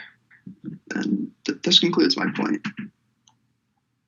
Thank you, Senator Croxford. I can address that a little bit. One, I don't think at least I don't believe that if UVM gave students their appropriate meal and housing contracts, or even like 20, 10, any percentage of the tuition, I don't believe the university would crumble. It is, to my knowledge, that the entire point of having the endowment is for emergency scenarios like this, if it were to occur, as well as if they wanted to like build a new building or something like that. But although we do not have a large endowment compared to other universities, we do have one, and it is there for situations like this so that UVM won't crumble when financial situations happen like this. So respective of your point. We have, just point of information, the endowment, I don't believe it covers more than 2 years worth of university costs. And that endowment is used for scholarships for students who can't afford college, as well as it needs to be maintained. So like, it doesn't make sense to drain it either. If I could kind of reiterate my point from earlier it'd be that, like, okay, like maybe when the university is doing their math, they realize that, so if the difference between the $1,000 that they paid to housing and what we're saying they should pay, it's $972 a piece, assuming there's about 5,700 students that live on campus. The difference there, they have already paid us around $6 million, and they would need to pay $5,540,000 more dollars. And that's just based off the kind of essentially like napkin math that I've done on it. The university obviously has way more efficient systems of calculating these kind of finances. They have people that are employed just to do that, probably for scenarios just like this. But and that's awesome. And I'm saying that, like, from the SGA perspective, we need to advocate for what students need. And then if the university says, oh, that's awesome, we're with the sentiment, but we can only do 30 or 40% of that, then so be it. But I still think that we need to take a stance and say, like, this is what students really need, and this is what would be fair on our end. Kind of like, so although minutely, like, financially, our numbers like might not totally shake out with what they can do, I think it's really important to say this is what students want and need right now. So can I respond to this? Go ahead. I think that, just to say it frankly, that the energy put into this would be much better spent being upset and trying to get the federal government to do something more about an increased stimulus package for our demographic. Because if we think about the students' needs, sure, like an extra $500 could do like amazing things short term for a family. But if students plan on coming back to the university and they have had to spend like an excessive amount of money, so like that, just like going into the red for this situation, then they'll have to cut professors. They'll have to increase class sizes, and students will be impacted more in the long run. So if we're really thinking about what students need, thinking about the long run is also as important, if not more important, than the short run. Senator Croxford, what job is it of the university to say that they're not going to allow family to be able to have food on their table one week because they can't support them? Like, I get where you're coming from, but the fact of the matter is, like, well, Senator, yes, I believe that's a completely valid concern, but it's also, like, you're saying, who is the university to say that? It's also not the university's responsibility. Like, it sure would be amazing if we had a larger endowment and more alumni funders to, like, be able to support our students, but that's not necessarily the case in the short term. I do think that it is reasonable to ask the administration to refund food costs that haven't been spent yet, because that's not money that they'll have to incur, and that money could go directly to purchasing food for families that have to have their students home because of this. That's perfectly reasonable. Right, but it is also our job to represent the students, and whether we like it or not in terms of voting this through, a large percentage of students want to at least see the administration address tuition. And again, they don't have to say yes. The whole point is to be able to aim high and see what happens. All right, there's some other folks on the speaking order I'd like to move on to now. Senator Henson. Hi all. I kind of come from a position of, I don't know, neutrality. I'm seeing both sides here. On one hand, University of Vermont is one of the lowest funded state schools in the entire country. We get such a low endowment from the state. And I agree with Senator Croxford that we are on a really tight budget. But on the other hand, I do believe that the university needs to be socially responsible and fiscally responsible to students. So I would advocate for at least metered, maybe metered isn't the right word, but what's the word? Like payments, but not all at once, just because at this point we're seeing our financials. I mean, even in the market, we're seeing financials change every single day. One day the market's up, one day the market is sinking lower than the 2008, 2009 financial crisis. I mean, we're such in a volatile financial setting that the university is in a very precarious position. And I do believe that admin is working hard, but I also understand that the added cost on a family is going to be very, very financially hard, and especially with those parents or siblings who have had to file for unemployment. I mean, $1,200 as a singular check is of not a lot for a family of 4 or plus. And I would argue that really, although we should have been prepared for a pandemic, to this scale, we really haven't seen one for 100 years. So the federal government wasn't even prepared for this, to everybody's dismay and all of that. But you saw the federal government pass an emergency $2.2 trillion stimulus package, the largest in United States history. So I would advocate that the university has a responsibility to students to give them a quality education, because no matter how hard the professors are trying, the education quality has gone down significantly. I just know that we all are struggling, whether we want to admit it or not, to this unprecedented situation, and adding financials to it is going to make the situation even worse. So I would advocate for payments that are, is it sequestered? I'm not sure. Sequential. I don't know the word, but like metered payments, so that people don't have to keep worrying about like living paycheck to paycheck, because that's, I mean, if you look at recent figures, 40% of the American population, I believe, lives paycheck to paycheck and can't afford a $400 emergency payment if they needed to. So that type of financial strain should not be exacerbated, especially in this time of a great pandemic.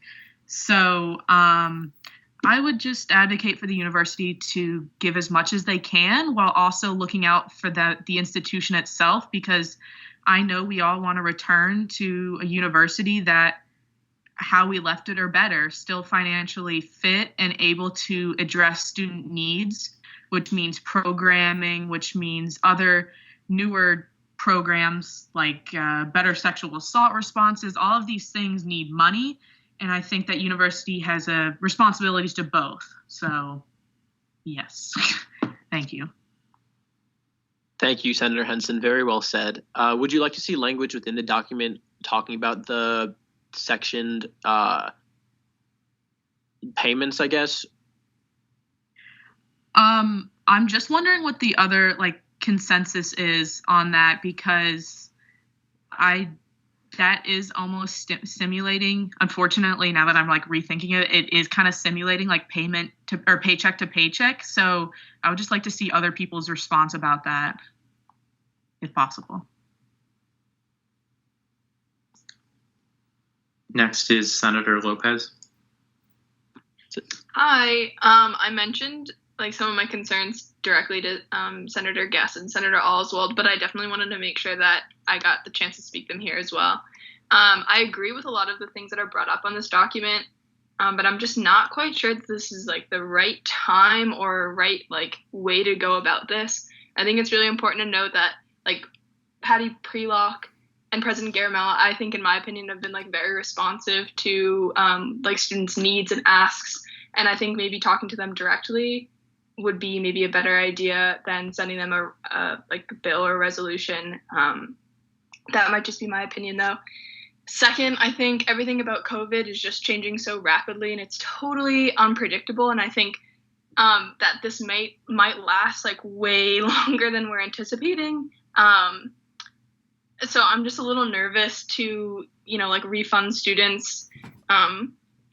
I don't know, and then just like have the university go over and like go under in such a short amount of time. I really agree with Senator Gringieri, Croxford, and Henson, and everything that they said was just perfectly articulated and exactly what I meant to say.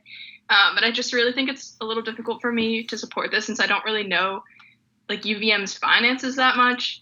And I think it'd be really difficult for me to just like ask the university to refund me on something that I've already agreed to pay for. I know that I'm not getting the same amount of services in any way, but I don't know, maybe having a conversation rather than kind of just like demanding this through a resolution would be a better idea. And I think when I talked to Senator Guess and Oswald, one of their points that they made was that this resolution is to have like a conversation with administration to create a better response for future like crises and stuff like that. But I think that maybe just talking to them directly rather than handing them this would be a much better idea. But that's just my opinion.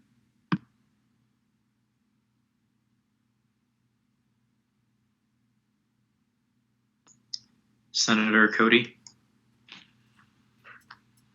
Yeah, those were some really good points by Senator Lopez. I also want to mention that some of the difficulties in our relationship with administration, that like if we denounce them for all that they owe us money, that they weren't prepared in a situation that we even admitted in our own document that this is totally unprecedented and people are hurting. I think it's just not terribly appropriate.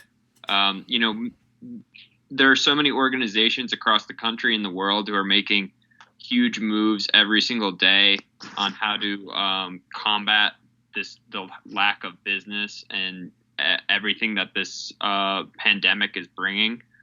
So I think it is a little bit untimely to really release this statement, but I do agree with your math, and I think it's an important thing. I've heard a lot from my peers that if this continues and they go online for the fall semester, that they will reevaluate their decision to be at UVM. And I think there's a lot of I think the administration has to deal with a lot right now. So thank you. Speaker Emerson, can I just interject in here real quick to like respond to some of the thoughts? Yeah, absolutely. Awesome. I mean, like, first, I really like what everyone's saying. Like, this is awesome feedback to get about this stuff.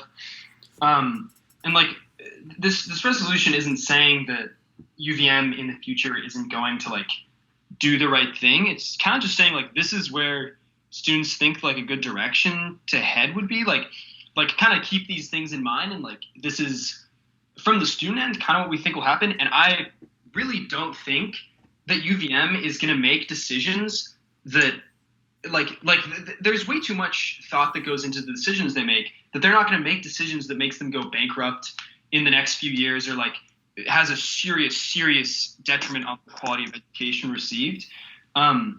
This like, and it might be that if they, I don't think that they're going to go, like they're going to receive this document and be like, oh yeah, let's do this tomorrow, without thinking about the finances of it all. And I also like, although, yeah, I definitely agree a conversation with administration would be super productive. I think the merit of a resolution is that it shows kind of the SGA's support for these sentiments, and it's not just like the brief passion project of 2 or 3 senators. I think that the resolution is a little more powerful in that respect. Although it's kind of putting a resolution on their desk is kind of a strong gesture. I think that's okay. I think that it's okay to kind of be outright with what we're saying and all that, in the hopes that it'll stimulate a good conversation and some draw some weight to student concerns. So that's just kind of what I've been thinking about. Can I make a point of information here? Yes, Senator May. Yeah, so a couple of weeks ago at the Faculty Senate meeting, President Garamella brought up an interesting point that I had to think about a lot. But basically, it was when that really big petition around refunds was going around, and he basically said that he found those petitions to be inflammatory, and actually kind of just distract from the larger issue at hand. Which I just had never really thought about it that way. And I think that that's been kind of guiding some of my thoughts here on this bill. So.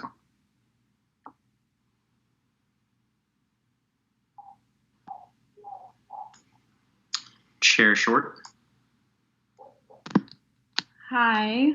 I just want to start by thanking Senator Guess and Oswald for all of your work on this. I know it took a lot of effort, and this is a really anxiety-inducing topic, so I really appreciate it. I think a lot of great points have been made on both sides of the issue, but I want to focus on what's actually in the bill, because there's a lot in the bill. There's just a lot in the bill, but I'm not sure that all of it is entirely necessary, and I'm also not entirely sure what the end goal of this bill is, or what the future action steps are.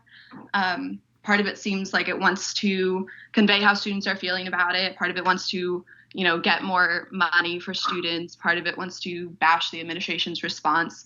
And I just think that it needs to be kind of tailored down a little bit more. So I think, unfortunately, this might need to be reworked in order to really streamline it and make the actual goal of the bill the real focus. Just because, just hearing you guys read this, there was my mind was just spinning and running in all different directions about where this was going. And I don't know, I know I personally haven't, and I know Jillian and Owen have, but I was wondering if anyone else had spoken to anyone in the administration about this. I know that Senator Gungary has, obviously, through the Board of Trustees, but I haven't seen anywhere that they are not willing to give more money to students, that they're not willing to give more reimbursements. I haven't seen anything that said yep, $1,000, that's it, we're done, check that off of our list. I think that was just kind of a starting step of okay, this is what we can do right now, and obviously they have to go through and look at the finances and figure out what we can do from here. And it's really easy to fall into the mindset of, the university doesn't care about students. They only care about making money and their donors and stuff like that. But we have to remember that we are their customers and we are also their employers. They care what we think. They are advocating for us. They do want to do what is best for us, but they also need to make sure that this university sticks around for years to come. I know that the university was not equipped for this, but literally no one in the world was. And I think that it's unfortunately a little naive to think that we're all going to get a $10,000 check right away. That's just not going to happen. I don't know what the right answer is for how the university should respond to this, but I think that a conversation with Patty and with Suresh is definitely the first step. And just we just need to talk to them about where their head's at, what's going on in their end before we just bring this to them, because they know how students are feeling. They know how students feel about this and the strain that everyone's having. They have their own family. They have their own families too. I don't know that this is exactly the right response. I definitely think that we do need to make a statement about it. But I'm just a little confused about what this statement is saying. And I also want to point everyone to the comments that Chair Parker put in the group chat. I think she made some really excellent points. Yeah, that's my sense. Yeah, Finley, if you want to hop in for a second to respond. Yeah, so I would like to address personally just the what people have been saying about contacting administration. Personally, I have gone to extensive efforts along with dozens of other students to try and make contact with university administration, try to kind of get the ball rolling on this issue, and make administration aware of students' concerns. And personally, maybe after what Aiden just said about the petition, maybe it's because I started the petition and President Garamella didn't take too kind to that. But I think from my own personal experience, students have had very little traction and actually engaging in conversations with administration, which has been fairly disheartening to me as a student. You guys might all have a better interaction if you chose to reach out, but that's just my personal experience as a normal student. Right, and thank you, Finley. Also, to address some of the comments being made in the comment section, obviously, like, this resolution isn't to get something from the UVM administration, like, right away, right now. Like, it's obvious that this is going to take time, and that even getting any sort of financial reimbursement at all, it's going to take time. It's going to take people to be able to do that. And so nowhere in this resolution did it say we need it to be done by a certain time.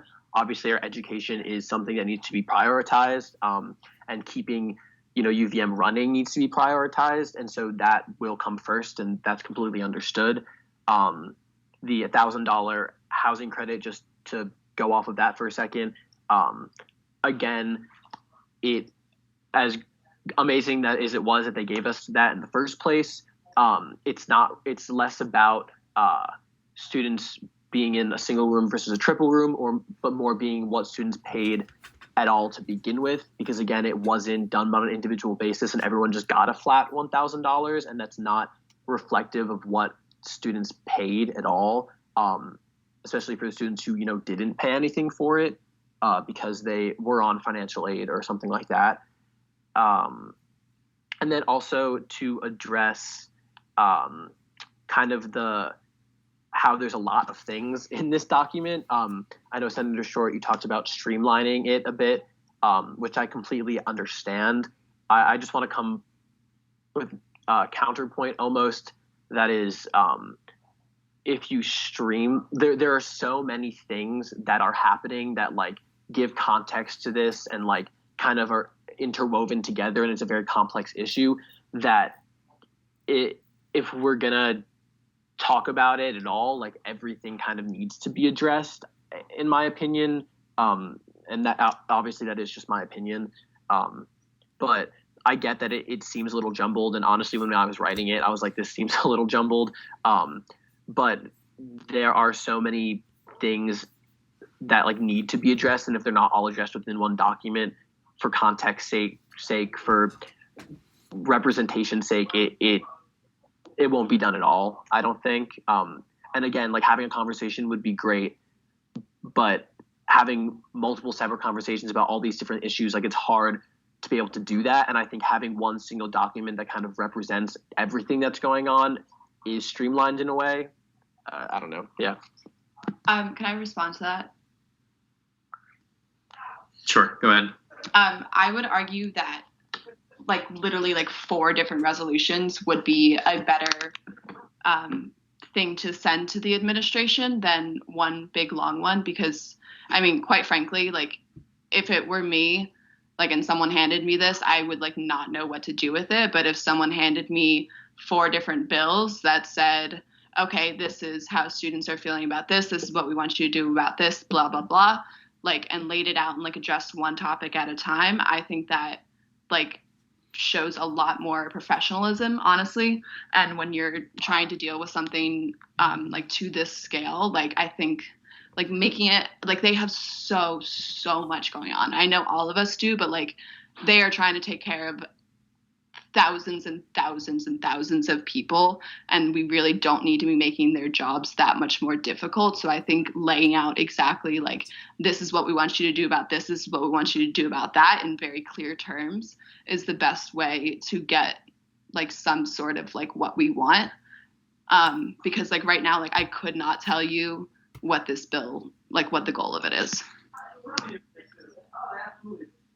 If I just had this goes back a little bit. I really like Chair Short. That's awesome feedback to get. So like my understanding of resolutions is that the whereas, like all this stuff is just like important context that we kind of reference later. Like it just gives a timeline of kind of what happened, what our understanding of things are, and what was said when. And some of it is like demonstration of student opinion, because I think the SGA, really needs to just kind of represent student voice. And like this is just kind of demonstrating that.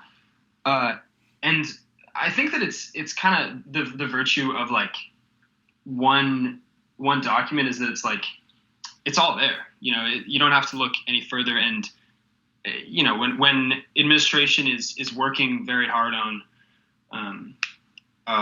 like kind of addressing student concern, they can reference this to see what's up with that. So those are my thoughts on that. But I do see the value of 3 or 4 separate resolutions.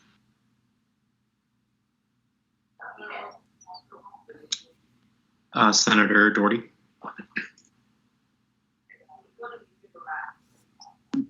Hi, sorry, I queued myself to speak earlier on, so I might be a little outdated. But I think people are starting to talk over each other a lot. I think that the intention of the bill was entirely just and entirely righteous, and I think there's nothing wrong in asking too much and shifting the Overton window, and our commands kind of have to be loud for them to listen. And if we have there's benefit to having a measured and holistic understanding of how things work and making your demands applicable to that. However, I do think that being loud and being angry and being vocal about what we need, not necessarily what they can provide, but what we need so that someone hears it even if it's not them, I think there's a lot of benefit in that. So thank you two so much, and also thank you to Finley for supporting this. That being said, I think this conversation has hit its end 5 minutes ago.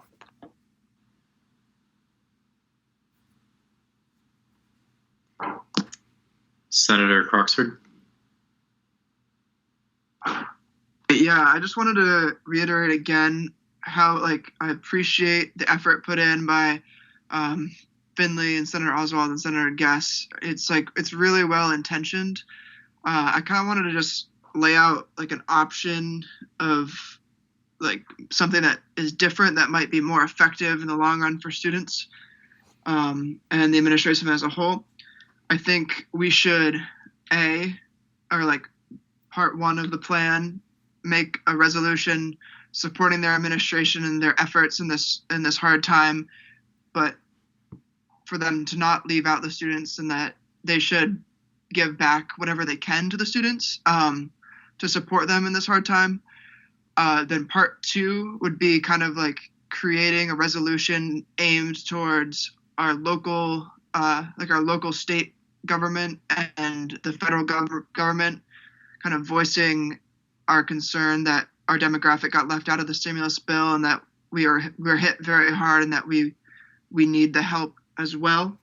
And then maybe facilitating a petition, a school-wide petition to send to the government and maybe pass that on to other SGAs, other schools, because when it comes down to it, like Grace Parker said, Chair Parker, University of Vermont is a facility of higher education, an institution of higher education, not in the business of supporting students. It's not even a for-profit university, like someone else said. It's in the red often. But I think we should shift this from demanding actual numbers to talking to the higher governments if we really want to support our students, as well as supporting the administration. That's what I have. I also think that we should make sure if we vote on this to consider all comments made.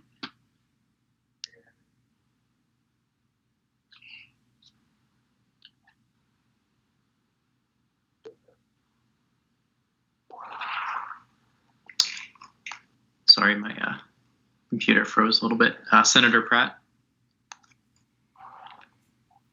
Hi, everyone. I hope you're all doing well, and thank you for all your hard work and input from everyone. I completely agree that students should be refunded more than we have been already. I feel that there are a lot of conflicting points that have been brought up, but that we need to come to a clear consensus on this issue for it to be heard. Students' voices need to be heard, of course, but we also need to account for the employees, the professors, and the staff. And the reality is that there is a limited amount of money available to refund, as several senators have brought up before, and that we don't know how long this pandemic will continue. That being said, while the university has no legal obligation to refund us anything at all, I believe we should continue to go through with this or several, like Chair Short mentioned, resolutions in order to voice popular student opinion.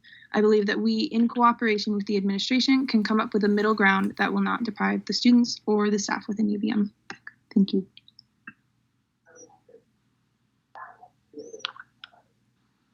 Senator Henson. I just want to reiterate a couple more points. Speaking purely as a student, if you want me to be honest, like, damn, I would love a couple grand in my account right now. Like, that would be great. But I also need to look at the other side of it. Yes, think of the furloughed employees. And I think a point that we aren't talking about right now is the effect this will have on a lot of students' mission to get the university to divest from fossil fuels. If we're looking at the market, energy is up right now, but if the university is drained out of a lot of money, I don't know if they're going to want to make any big financial decisions like divesting from fossil fuels, although that would be financially better for them. I just don't know if they're going to want to have the capacity to do that. Also is that, you all already know this, but the problem is that a majority of people will be hurting, whether we know it, like whether we see it now or not. Maybe y'all's parents are doing well right now, but that could completely change, unfortunately, in a couple months. And the situation is so uncertain that we just don't know. So I would maybe suggest taking out the strict financial kind of guidelines you put on the university. For example, the specific I can't remember the amount, but $6,700. I would say maybe take such strict language out, because we all know, I would agree with Senator Cody that we all know that we are going to get some sort of reimbursement sometime. It just may not be today. It may not be next week, but we are going to get some. I really hope so. I really don't expect the university to be that rude, because they would lose a lot of students. But yeah, I would agree that if we want to keep our goals in mind, we need to also be somewhat supportive of the university, because they're trying their hardest right now. And yeah, I would just take out the financial aspect, because we know the money's coming. We just don't know when. And again, we don't know how long this pandemic will last. It could last another year, or we don't know. There could be a second wave coming. The situation is so uncertain. So that's what I would say about that. Just take that part out, maybe consolidate the resolution if you can, because people have already pointed out that Chair Parker had made a really excellent point that the higher education institution is not legally obligated to refund us. So, but I would hope they would. So I already showed, like, that $1,000 was just to make sure students have enough money to make it home and pay the next couple of bills. But yeah, I don't think the university is naive to the fact that we are all suffering, and the university doesn't want us to go into financial ruin to pay for next year's tuition. I would hope not, at least. But thank you for all your hard work, and I'll be done speaking now.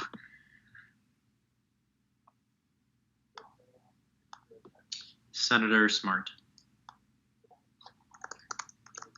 Yes, thank you. So, taking a look at this resolution, we've had an amazing conversation so far about multiple points of views.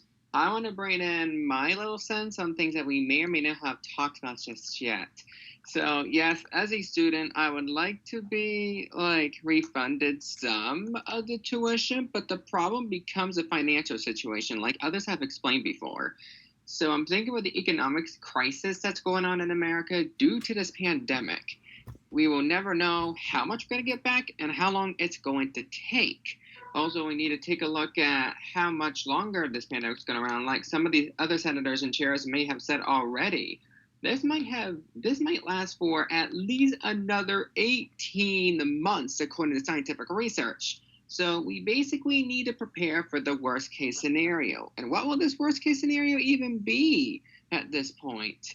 It may go into a situation where things shift every minute, which means we have to shift our action, which is why I may have proposed a little while ago that we need to propose emergency action, and we need to do it immediately. And then think about the long-term consequences that we can combat like a couple weeks later, to make sure we can maintain the situation that we have as best as possible due to COVID-19. So according to the financial situation that's being proposed here, I do not think that we should expect more out of it by May 9th. I really think that, yes, despite it would be nice to have all this cash, we really have to accommodate for the professors and the staff who are also suffering through this COVID-19 and not being able to produce as great a quality of education as they would have had if this virus was not going around. So I really got to credit not only financially but academically as well, because for people who probably have not noticed, academic performance will most likely regress through most students. So I really think this accommodation for the resolution opposing these policies and actions, I really do agree to a little extent. I feel like we need to give our UVM staff a little bit more time and have them consider a payment option to our students, like maybe a couple $100 a month or something, just as a specific example. So what I'm really saying here is not go against it generally, but in a specific sense, we really need to come up with a more precise plan if we're going to try to demand more money to ourselves and to the employees working at UVM. Yes, thank you. So I see in the chat we have a motion to table, which would require a simple majority vote. But Senator Guest also mentioned that he may want to withdraw the resolution to be proposed again at next week's meeting. So Senator Guest, if you would like to do that, you may. Do I just have to motion it, or can I just withdraw it? You can just say you're withdrawing it for the night. You, as the sponsor, you have that right, along with Senator Oswald. Okay, if Senator Oswald's okay with that, because there are a lot of good concerns and comments that we've been getting that we both really appreciate. And although this is a very important topic, it's also important to consider the entire, Senate's opinions on this matter. So I think it would be best if we withdrew it and then re-proposed it next week with everyone's kind of thoughts on the matter.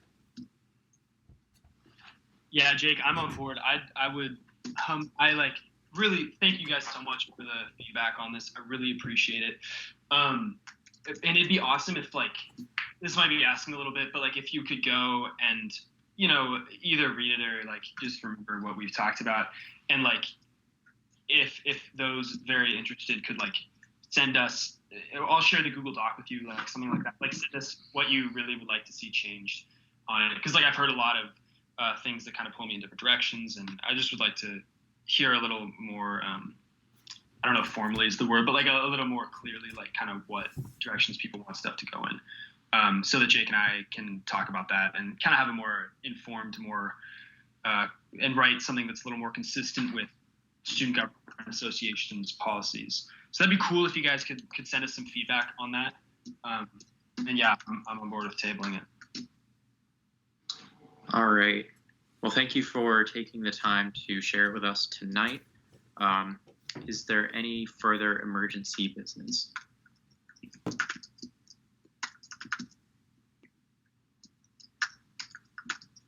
Seeing none, we'll move on to new business. Is there any new business?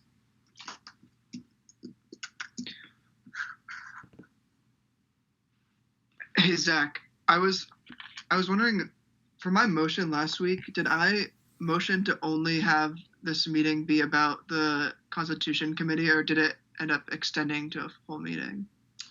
I just scheduled it as a full meeting. Okay. That we bumped back the documents on. But I think that is the rest of scheduled business aside from reports, which I imagine. There's a motion to do executive reports via email. Seconded, and motion to do committee reports via email too. Is there a second for that as well? All right. So I might have missed this, sorry, but I guess on new business, can I introduce reintroduce this resolution? Do I have to do that? I just don't want to I want to make sure. Since it's already been introduced in emergency business today, don't worry about it. Awesome. Thank you so much. All right. So we'll move now to senatorial forum. Is there anyone who would like to speak on senatorial forum? Do we have new business? We just passed through new business. Would you like to? I missed it. Yes. I would like to. Sorry. I forget what the correct language is, but it's a resolution supporting. Hold on, it's loading up. Forgot the title of my own resolution.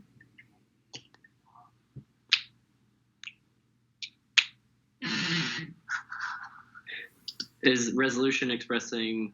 Oh, that's the wrong one. I'll put it in the chat. All right. Sorry about that. Senatorial forum. Seeing none, we'll move on. Sorry, I have something for senatorial forum. Oh, go ahead. Sure. Mess right now. The quick update for elections stuff since we're coming around the corner. Tomorrow morning, 8 a.m., voting opens for senatorial elections. We have 47 names on the ballot. You can vote for up to 34, so remember to do that. You'll see my email. 24 of the names on the ballot are incumbents rerunning, and 23 of them are novel candidates, so pretty even split. So I think that's really cool. We're going to have, no matter how the election shakes out, and a lot of new faces between this election results and the first-year elections in the fall. So I am optimistic for everyone moving forward. So good luck in the elections tomorrow. Any questions for Chair Bouffard?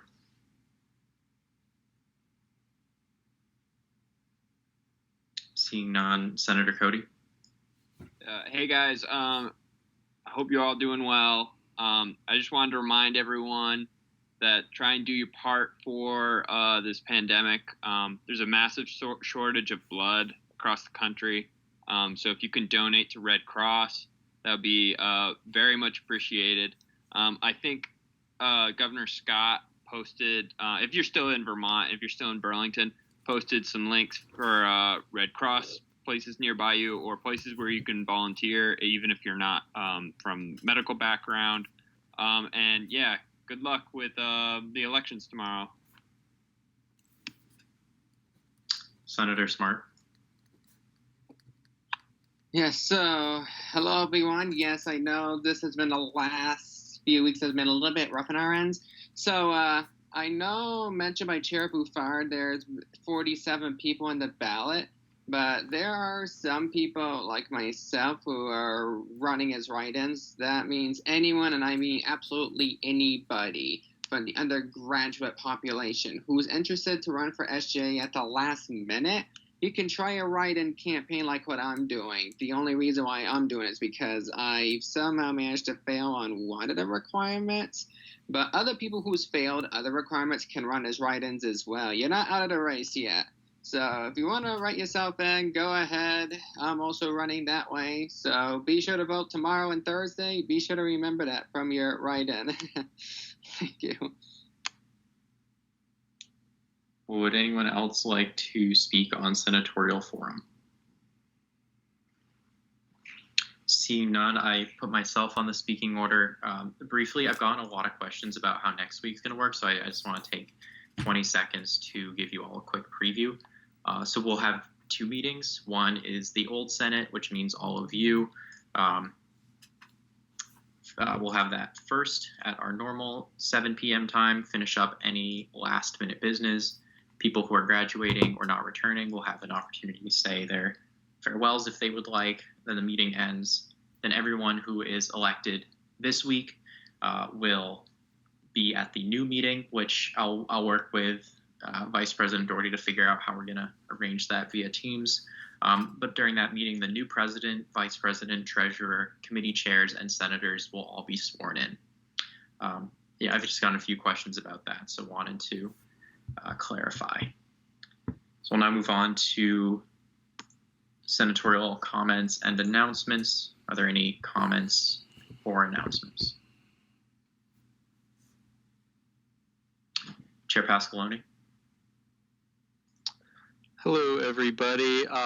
So the Provost Office and the Interfaith Center are working on a year-round religious calendar to send out to students and faculty. So if you're interested in being involved with the creation of that, please let me know and I can point you in the right direction. Thanks. Chair Gomez. Hi, everyone. Hope you're doing okay. I just wanted to say I know we've been really good about being efficient and motioning to move transition committee reports and executive reports via email, but for next week, I would just ask if folks could give chairs and exec members the opportunity to give one last transition report. For a lot of us, you know, SGA has really been an integral part of our UVM experiences, and I know for me, the hardest meeting is always a transition meeting, but it's something that's really important to me, and I'd love the opportunity to address all of Senate one last time. So hope you're doing well, and I can't wait to connect with y'all soon. Thank you, Chair Gomez. I agree as well. Are there any further comments or announcements?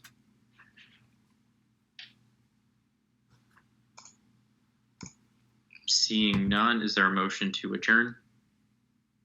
Motion. Is there a second? Second. Second. I have one quick question, if that's okay. Yes, Senator Lally. Is it a question for all of Senate or just? For you or anyone who knows, I was under the impression that the treasurer would not be sworn in at the next meeting. Let me double check with that, and I'll get back to you. All right, thank you. And if anyone else knows. Is Taylor on the line? She might That know. is true. They will be sworn in on the 14th with the Yes, speaker I'm election. starting to. So that's the 21st. Yeah, I'm starting to interview the new treasurer starting next week. There's 7 candidates. Okay. Perfect. So that'll be the 21st. All right, thank you for the clarification. Thank you. Great. All right, well, the meeting was adjourned, so. Good night, Hasta everyone. la vista. Bye, everyone. Thank you all for Bye. me. Thanks for having me. Thank you, Finley.